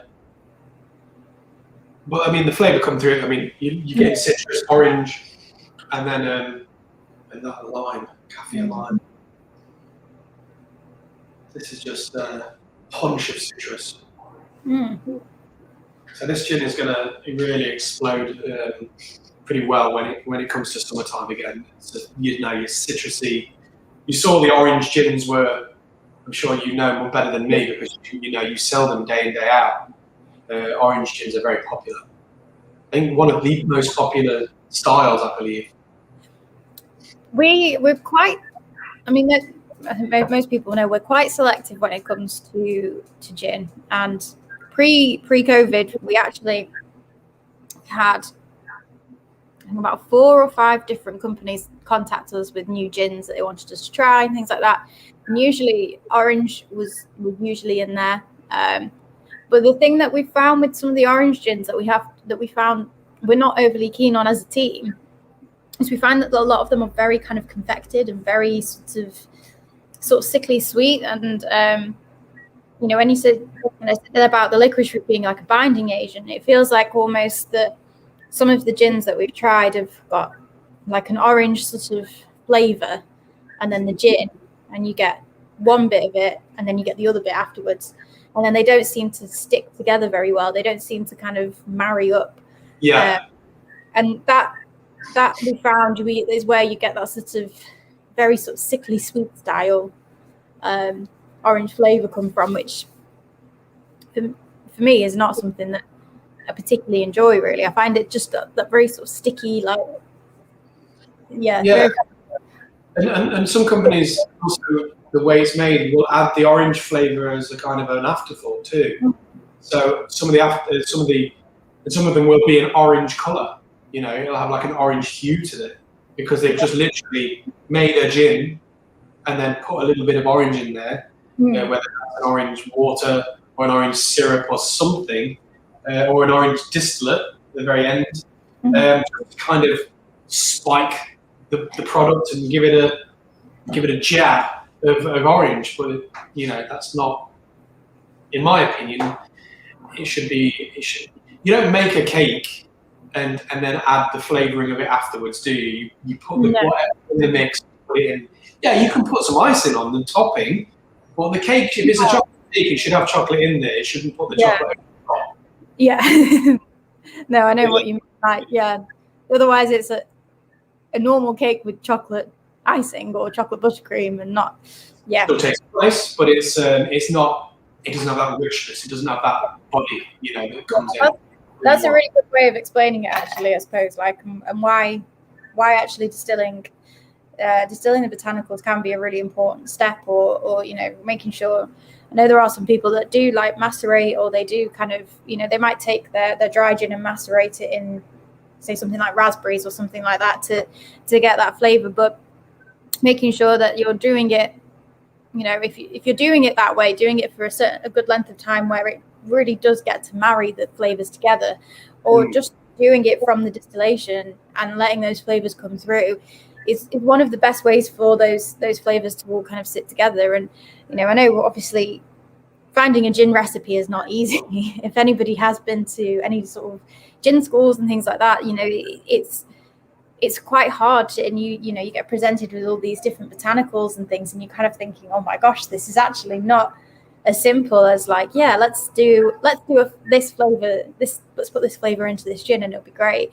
There's a lot of it that you need to make sure you balance correctly, and making sure those that sit nicely and sit together well in the drink is actually very, very difficult. It's a lot harder, it's a lot harder than exactly as you just said. It's a lot harder than you think, and that's why a lot of other companies don't do it. They know that they want it to taste like a certain thing, so they'll mix it together, blend it together, and you get the taste of what it tastes like. Yeah. But to actually develop a gin to taste like something through a distillation process is hard work, and that's why it's craft, isn't it? It's actually the way you're doing it. I know being a craft gin can be a lot of other things these days, but one thing Masons is that they actually design, distill, and bottle the actual whole thing in the same location in-house, which is quite rare for an independent small batch, should we say. One of the things that strikes me about this is when you even just smelling it after it's been in the glass for a little while, it's so fresh. It's so bright and vibrant and just like fresh fruit. Yeah, it's just lovely. This is the kind of gin that you would have out if you were selling a house. You know, they say bake some bread. You'd have this, wouldn't you? Ready? Mixed wise, you've got the citrus. What is it? Grapefruit? I think grapefruit and bergamot. Grapefruit, yeah, this is going to go nice. For me, I've got the pink citrus from Artisan, which is a really pink citrus that goes beautiful with this kind of gin. So you just.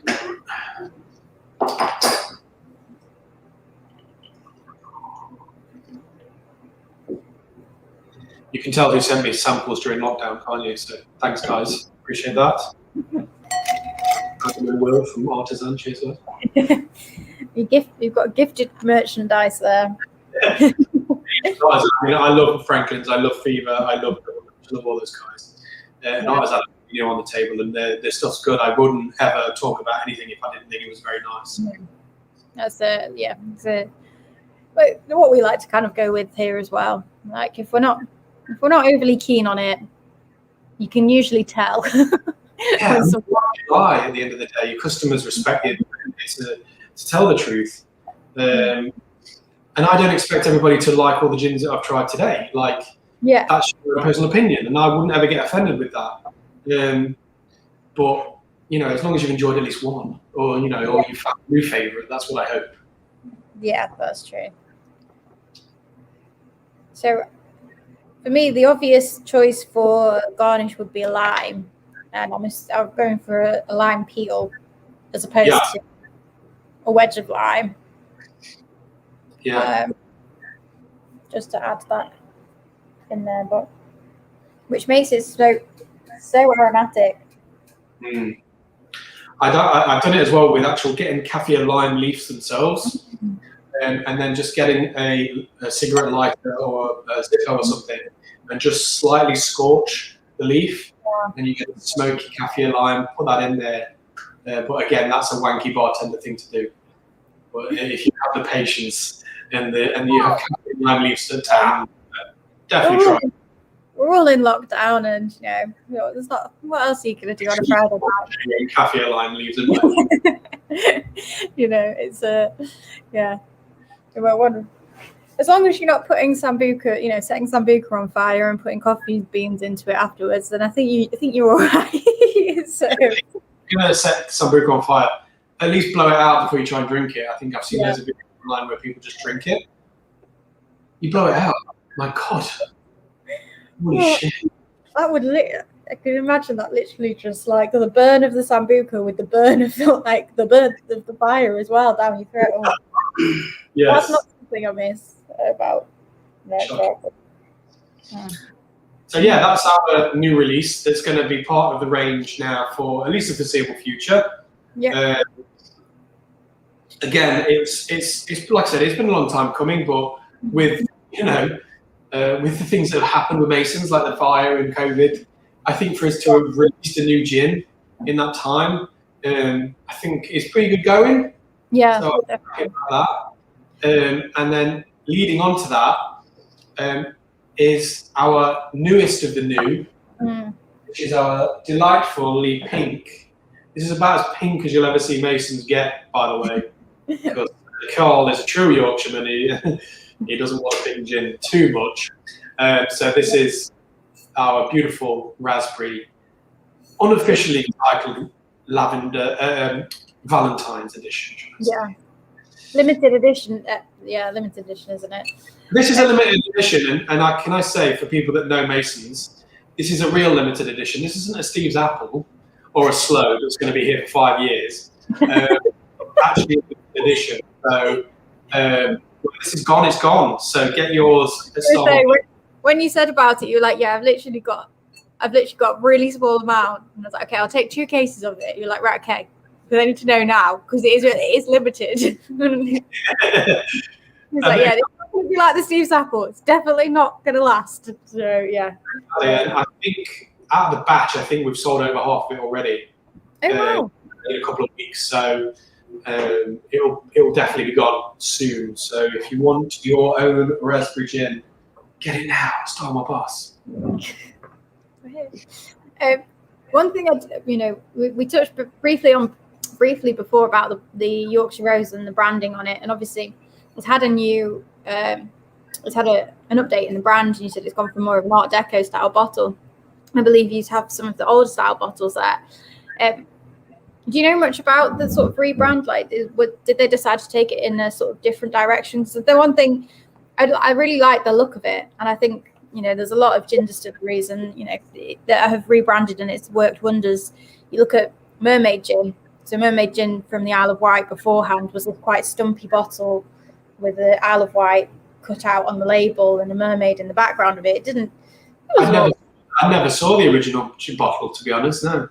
Yeah, I saw the original because my sister lives on the Isle of Wight, so I was familiar with it from that. But they rebranded this Mermaid Gin into this fantastic bottle, and I think they've seen sales go through the roof because of it. Because of this crazy.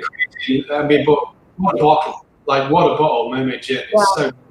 It's really lovely. I mean, I've heard crazy stories about the cost of that bottle design. Yeah, I think it cost a lot. Yeah. Investment into it, and it seems to have paid off for them. Quotes on how that redesign cost, but I'm sure that it's paid dividends to them. So yeah.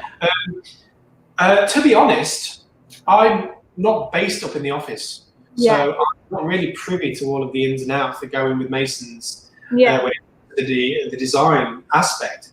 My input was don't ever lose the rose at the bottom, because I've done so many tastings that I love the fact that it's the Yorkshire Rose on the original and it's still got it here. But as far as I know, we went to a company that specialises in obviously redesigns of products. They sort of pitched as an idea, and I really like the new Masons logo, which is an M, but it's basically a golden crown. Yeah. That I really like, the double M kind of Masons. And calling us Masons of Yorkshire, because it was always to be Masons Yorkshire Gin. And I really like the fact that we've got Mason of Yorkshire. Kind of widens the scope a little bit. And just the bottle itself, I wasn't fussed either way. I liked our old bottle a lot. Yeah. But when I actually got one of these in my hand, I had to confess and say, like, damn, it's a good bottle. Like, it really is. The gold, copper, sector things, and this kind of beautiful Art Deco-y design. And when you see the two bottles together, like this is the old and this is the new, and then you immediately see that like this is just sexier, and it's just got that sleeker, slimmer, sexier version of itself. And it's had a glow up. Yes, exactly. How it started, how it's going, how it started.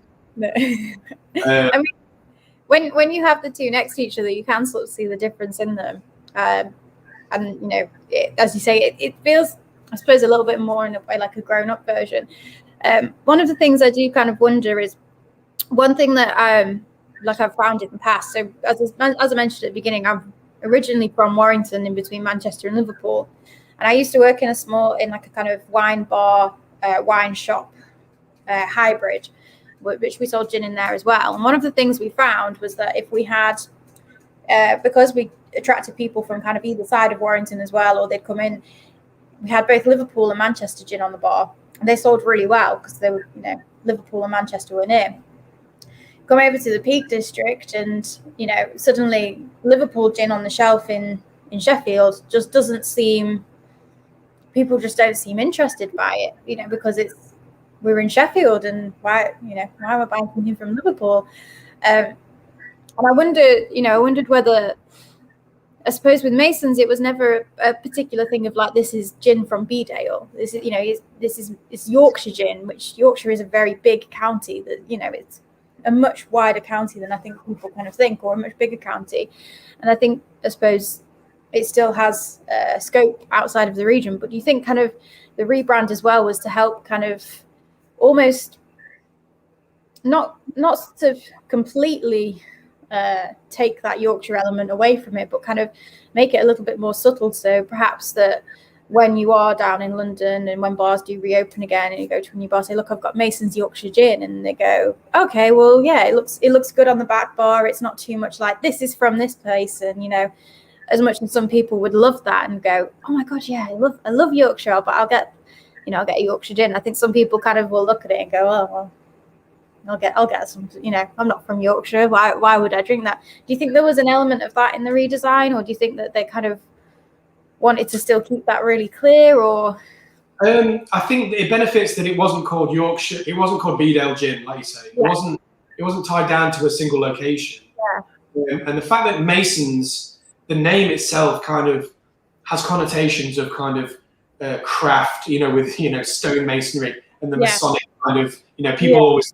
We're part of the Freemasons, well, secret handshake club, and I like that it's that, it kind of offers a kind of gravitas. The name Masons itself almost is a bit of a weird name. It's quite a bit of gravitas to it. And I'll tell you, like, I took this to London and I didn't have any idea how it would go down. I didn't know people would have that kind of, like you said, why would I drink a Yorkshire gin? I mean, we're in Soho.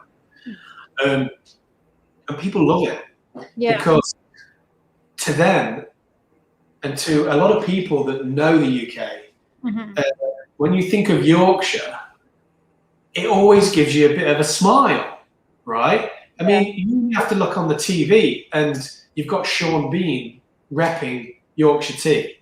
True. And he's do it for Yorkshire, thing.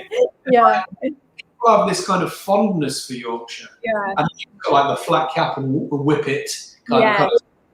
But it also, for me, is like homely, quality, rustic, artisan feel. Like Yorkshire, people think of good food, cheese, beer, rustic Yorkshire puds, side eating, good food, good grub, good scran, and it's and that's Yorkshire, isn't it? It's got such a fondness in people's hearts. Yeah. But when I took the gins around to bars in London, whoever, even if it was an Italian bartender, you tell him about Yorkshire, and you'd say, "Oh, the rolling, beautiful hills of God's own county," and it's just like he'd love it. He'd love the idea of essential English countryside, Yorkshire. See that? That's really interesting, because I know that some people, some gins kind of struggle a bit with having that location of being like, this gin is from Brighton, for example. This is Brighton gin, and it's great that when you're in Brighton and you're drinking Brighton gin. Yeah, it works. Yeah. Yeah, but I think when you kind of go, when you're in Sheffield, you're like, well, never been to Brighton. Yeah. Like, I'll stick with something new. But I suppose with Yorkshire, with Masons as well, as you said, because it's not tied just to one place. It's Masons of Yorkshire. It's a big county, and like you say, there's a lot of there's a lot that people kind of relate to Yorkshire, and I think as well, it's more to, I guess, that Yorkshire is quite quite an industrious sort of county as well, and it's that sort of, like you said, like the idea of craft and things like that in it. But yeah, I just thought it was interesting, because I think one thing with the old bottle, even though it had the Yorkshire Rose on it, and that was a really important kind of thing of it, it was never sort of a case of, say, if it was on a back bar, that you would look at it and immediately go, that's from Yorkshire, that gin. There were sort of subtleties on it, like the fact that the bottom of the bottle made the flower up. So yeah, just wondered how you kind of found that in terms of taking it to a different sort of area. But it's nice to see that it's not just, it's managed to kind of get across that boundary and not be affected by that, when I know other gins. Not at all. sort of thing of like, you know, having that location tag. I mean, I was selling, like I said, I'm selling a feeling. I'm selling a Yeah. you know, heart. I wasn't selling a location. Yeah. I was selling a feeling of Yorkshire, family, good Yeah. food, welcome. You know, that kind of homely aspect of Yorkshire, that you're always welcome. Not only are you going to be welcome, but you're going to get a good quality product, that it does what it says on the tin. I'm not here selling you snake oil. That was the Yorkshire that I sold to people, and that's the Yorkshire of Masons. Mm-hmm. Yeah, no, it's I do like the redesign. I think it's I like the old bottle, but I do like this as well. I think it's, I mean, to be honest, I've not really taken the new bottle to the on-trade yet. Yeah. So I'm looking forward to taking this around London with a new bottle and really showing people what the new design is like. So, anyway, the raspberry gin. This is completely and utterly brand new, and it's sort of our new NPD coming out for Valentine's, Mother's Day, and it's one of multiple special editions to be released this year, which I'm super happy about. So you're going to see lots of cool new Mason's gins coming out this year. Interesting. Crossed. So this is, I mean, raspberry, surely, straight on the nose. Again, really vibrant. Really vibrant. Really that lovely, fresh, full on. Yeah. Raspberries in, you know. Yeah, I mean, again, classic Masons, when you taste it, it's quite subtle. If you're trying it neat anyway, the soul of the raspberry's there, but it's just more on the nose for me. I get that nice raspberry kick. Again, this is not intended to be sweet and sticky. It's definitely not going to be one of those that's going to be like pink and playful. It's a raspberry citrus gin. So try this with if you've got any more of that pink or any kind of pink citrusy tonics will go great with this. Rose lemonade again, maybe a little bit strong, but give it a try. That would go with it. Would that be a bit overpowering, the lemon tonic? I've never tried it with it. Yeah, give it a try. And then garnish-wise, I've got some strawberries, fresh strawberry, or if you wanted raspberries in there. So I've got that. Try the strawberry in there as well. See what the berry does to them. Any berry is going to go great in this. Yeah, the strawberry there has opened it up. Beautiful. Alex, what is your opinion on strawberries in gin? Because I have a bit of a thing where I just don't know if I can. I don't know if I can get on board with strawberry and juniper together. Really? As I'm eating one right in front of your face. Yeah, I like strawberry. I really like strawberries, but I just don't know whether I don't. Maybe it's the strawberry gins I've tried. I think maybe some of them are like that sort of sickly sweet sort of style. But yeah, when I think of strawberries, I do think of that quite sweet, juicy sort of style of fruit, and I just don't know if I can. I think of juniper being quite kind of, you know, piney and bitter, and I don't know whether I can ever quite get on board with it. Strawberry isn't something that would be my go-to, but it definitely works with gin. I mean, it works with it. I mean, on the level of, you know, even from the Pimm's, you know, being a gin-based product and having sliced strawberries in there, kind of that very Wimbledon-esque style of drinking gin. Yeah. But I like it with this raspberry because these strawberries, I mean, I suppose it differs on the strawberry itself, but they're quite tart. And I'm getting that lovely tart citrus coming through on the strawberry as I'm drinking the raspberry coming through the gin. And it's just, to me, just adding this real nice additional layer to the taste that I'm digging. So, but normally, I totally agree. I wouldn't be popping strawberries in my gin or even drinking a strawberry-based. Are you talking about strawberry-based gins? Yeah, sorry, talking about, apologies, I didn't give proper context. The strawberry-based gins, when it's like a sort of... Yeah, no, I wouldn't I wouldn't ever be. No, it's not my bag. I don't know whether I can see the two. Maybe it's just my sort of taste and my palate, but for me, I just feel like the strawberry is too sweet and the juniper's not. It's too piney and bitter, and they just kind of are like, and not like. Yeah. Any liqueur gin for me, anything that's syrupy based, where it's got bitter inside, is just not going to do it for me. I'm afraid it's not my bag at all. Yeah. I mean, if anyone can find me a strawberry gin to change my mind, then, you know, if it's like a distilled strawberry gin, then I'll be up for trying it. But I just don't know whether, from stuff I've tried, I just don't know whether I can get on board with it. I can see raspberries work really well. They've got that tart freshness and that subtle sweetness and things in there. And I think that, you know, that's great. But strawberry, I just can't. Yeah. I can see, you know, why you'd put sort of strawberry and raspberry together with it, but as its own sort of entity, as a strawberry flavored gin, I just don't think I can. I just don't understand it properly, I suppose. But. No, totally on board. I mean, I'm not a fan of that kind of style. What do you think of the raspberry gin? Do you like? It's lovely, yeah. It's quite.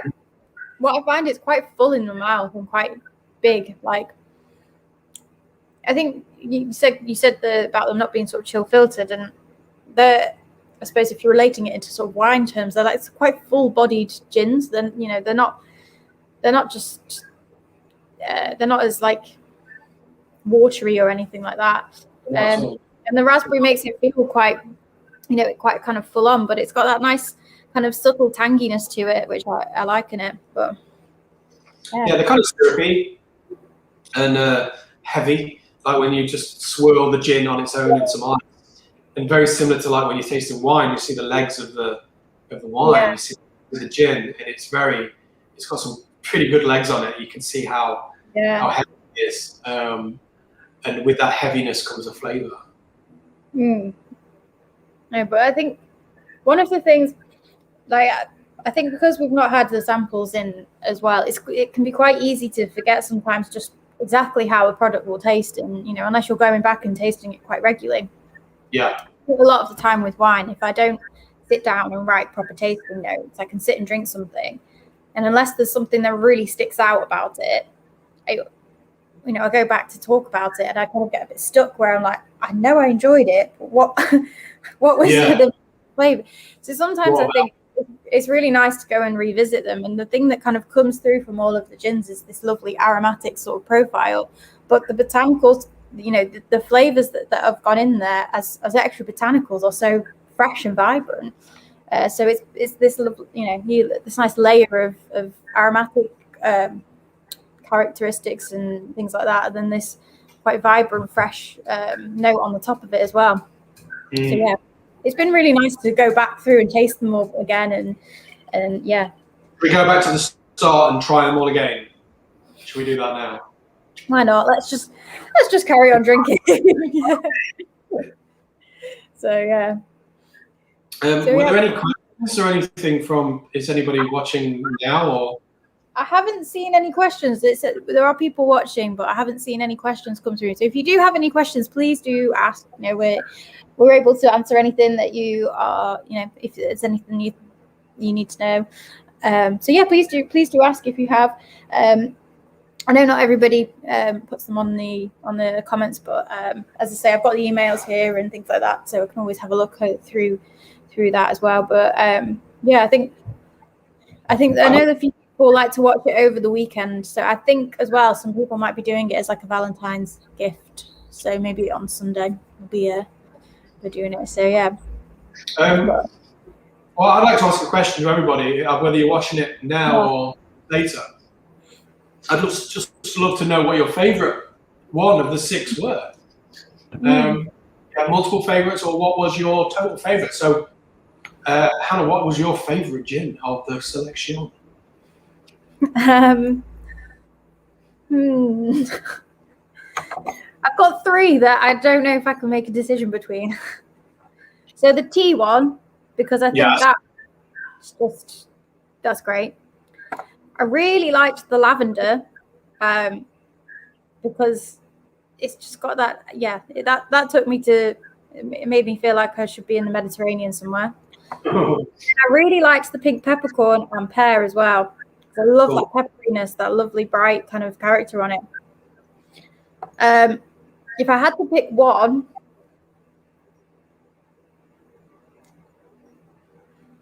I don't know if I could pick one. I don't think I could pick one, to be honest, because I like them all for different reasons. You know, they're all right. I'm just going to the bar. I'm getting a tea. What do you want? I'm going to say pink peppercorn.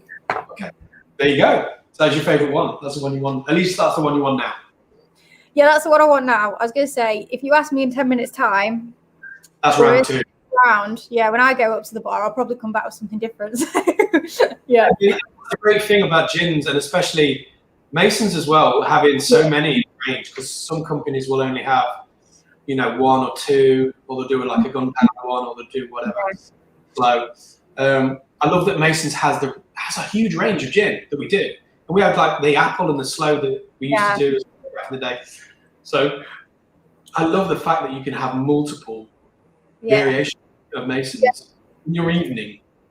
No, I really, I do like it. And one of the things I like about Masons as well, if I go into a bar, sometimes you go into a bar and you go and order a drink, you go up to the bar and then you see, you know, some average gins, you know, some very established brands, which is nothing wrong with that. But as I've got older, I've become the type of person, I'd rather spend a bit more and have 1 drink less than have 3 for the same price, you know.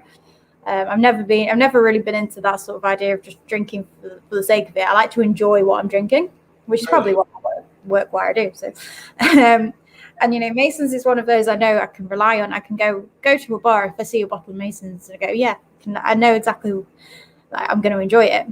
Which I think, you know, is really important for a company, and it's a good thing to have as a gym brand, to be able to have that recognizable thing of like, bang, I see that. I know I'm going to enjoy that. I'll get that one. So yeah, but out of the range tonight, I think the pink peppercorn might be. I don't want to say it back. Oh, I don't know.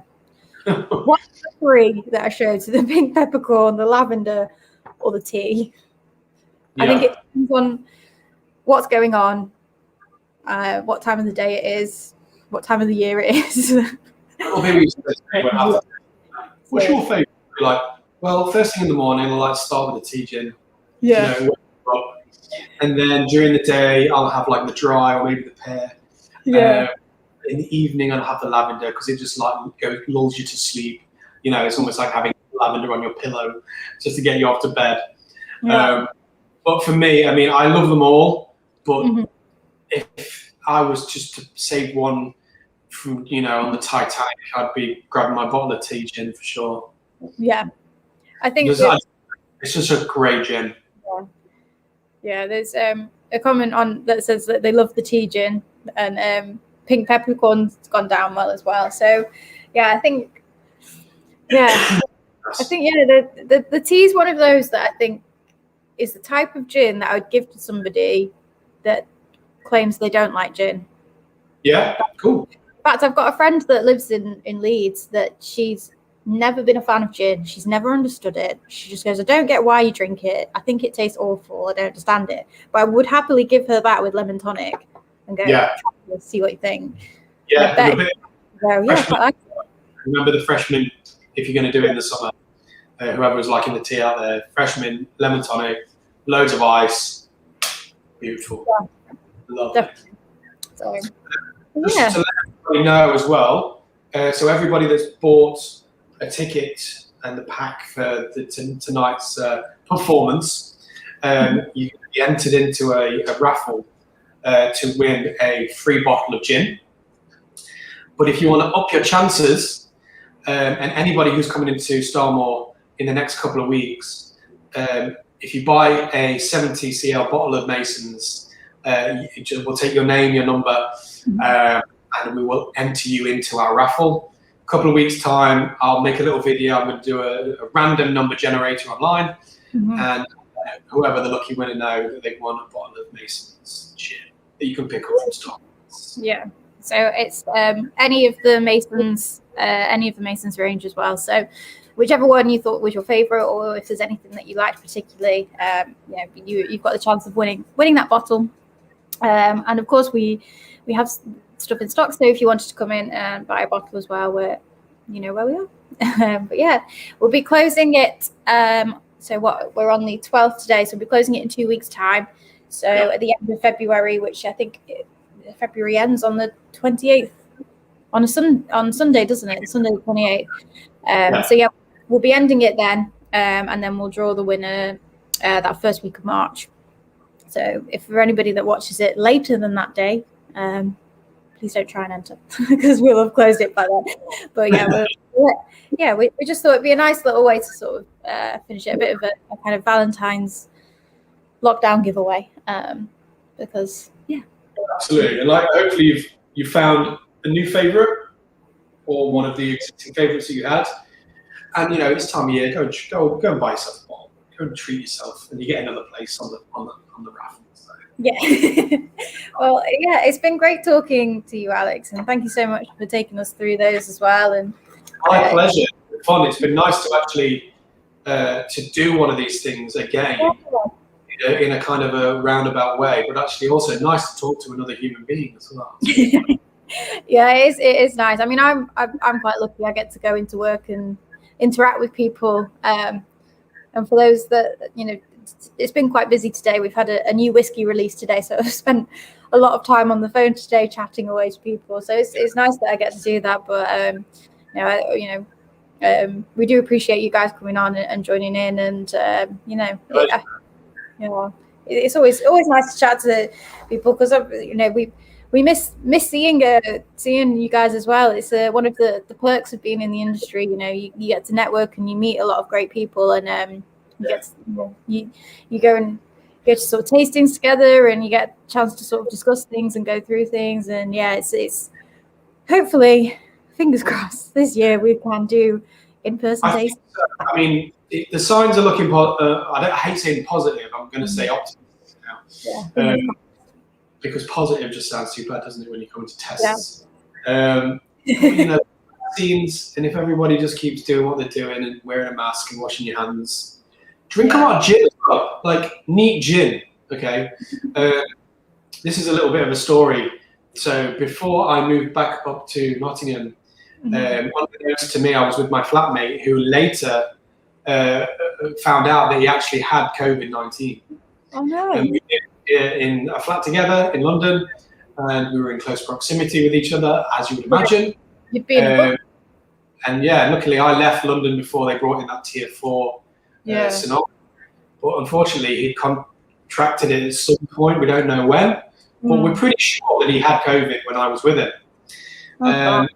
Obviously, when I found out, I did the right thing and got tests. Yeah. Everything was negative for me and my family, so thank goodness. But I put it down for Mason's gin, saved my life, because I was drinking so much neat gin during those times. It nothing live at the back of my throat. No COVID. A Mason's Yorkshire tea, the 42%. Yeah. So want to protect yourselves during this time, I recommend a Mason's gin for that. You drink the neat gin at the back of your throat, it's going to protect you completely. I will just say that we can't obviously verify that as medical advice, but you know, I can verify it on my personal experience. Yeah, the gin saved my life, but no, it was just one of those things that whatever the reason was, I was very lucky not to get it, but I've been very vigilant. We actually made during the first lockdown, Mason's made sanitizer.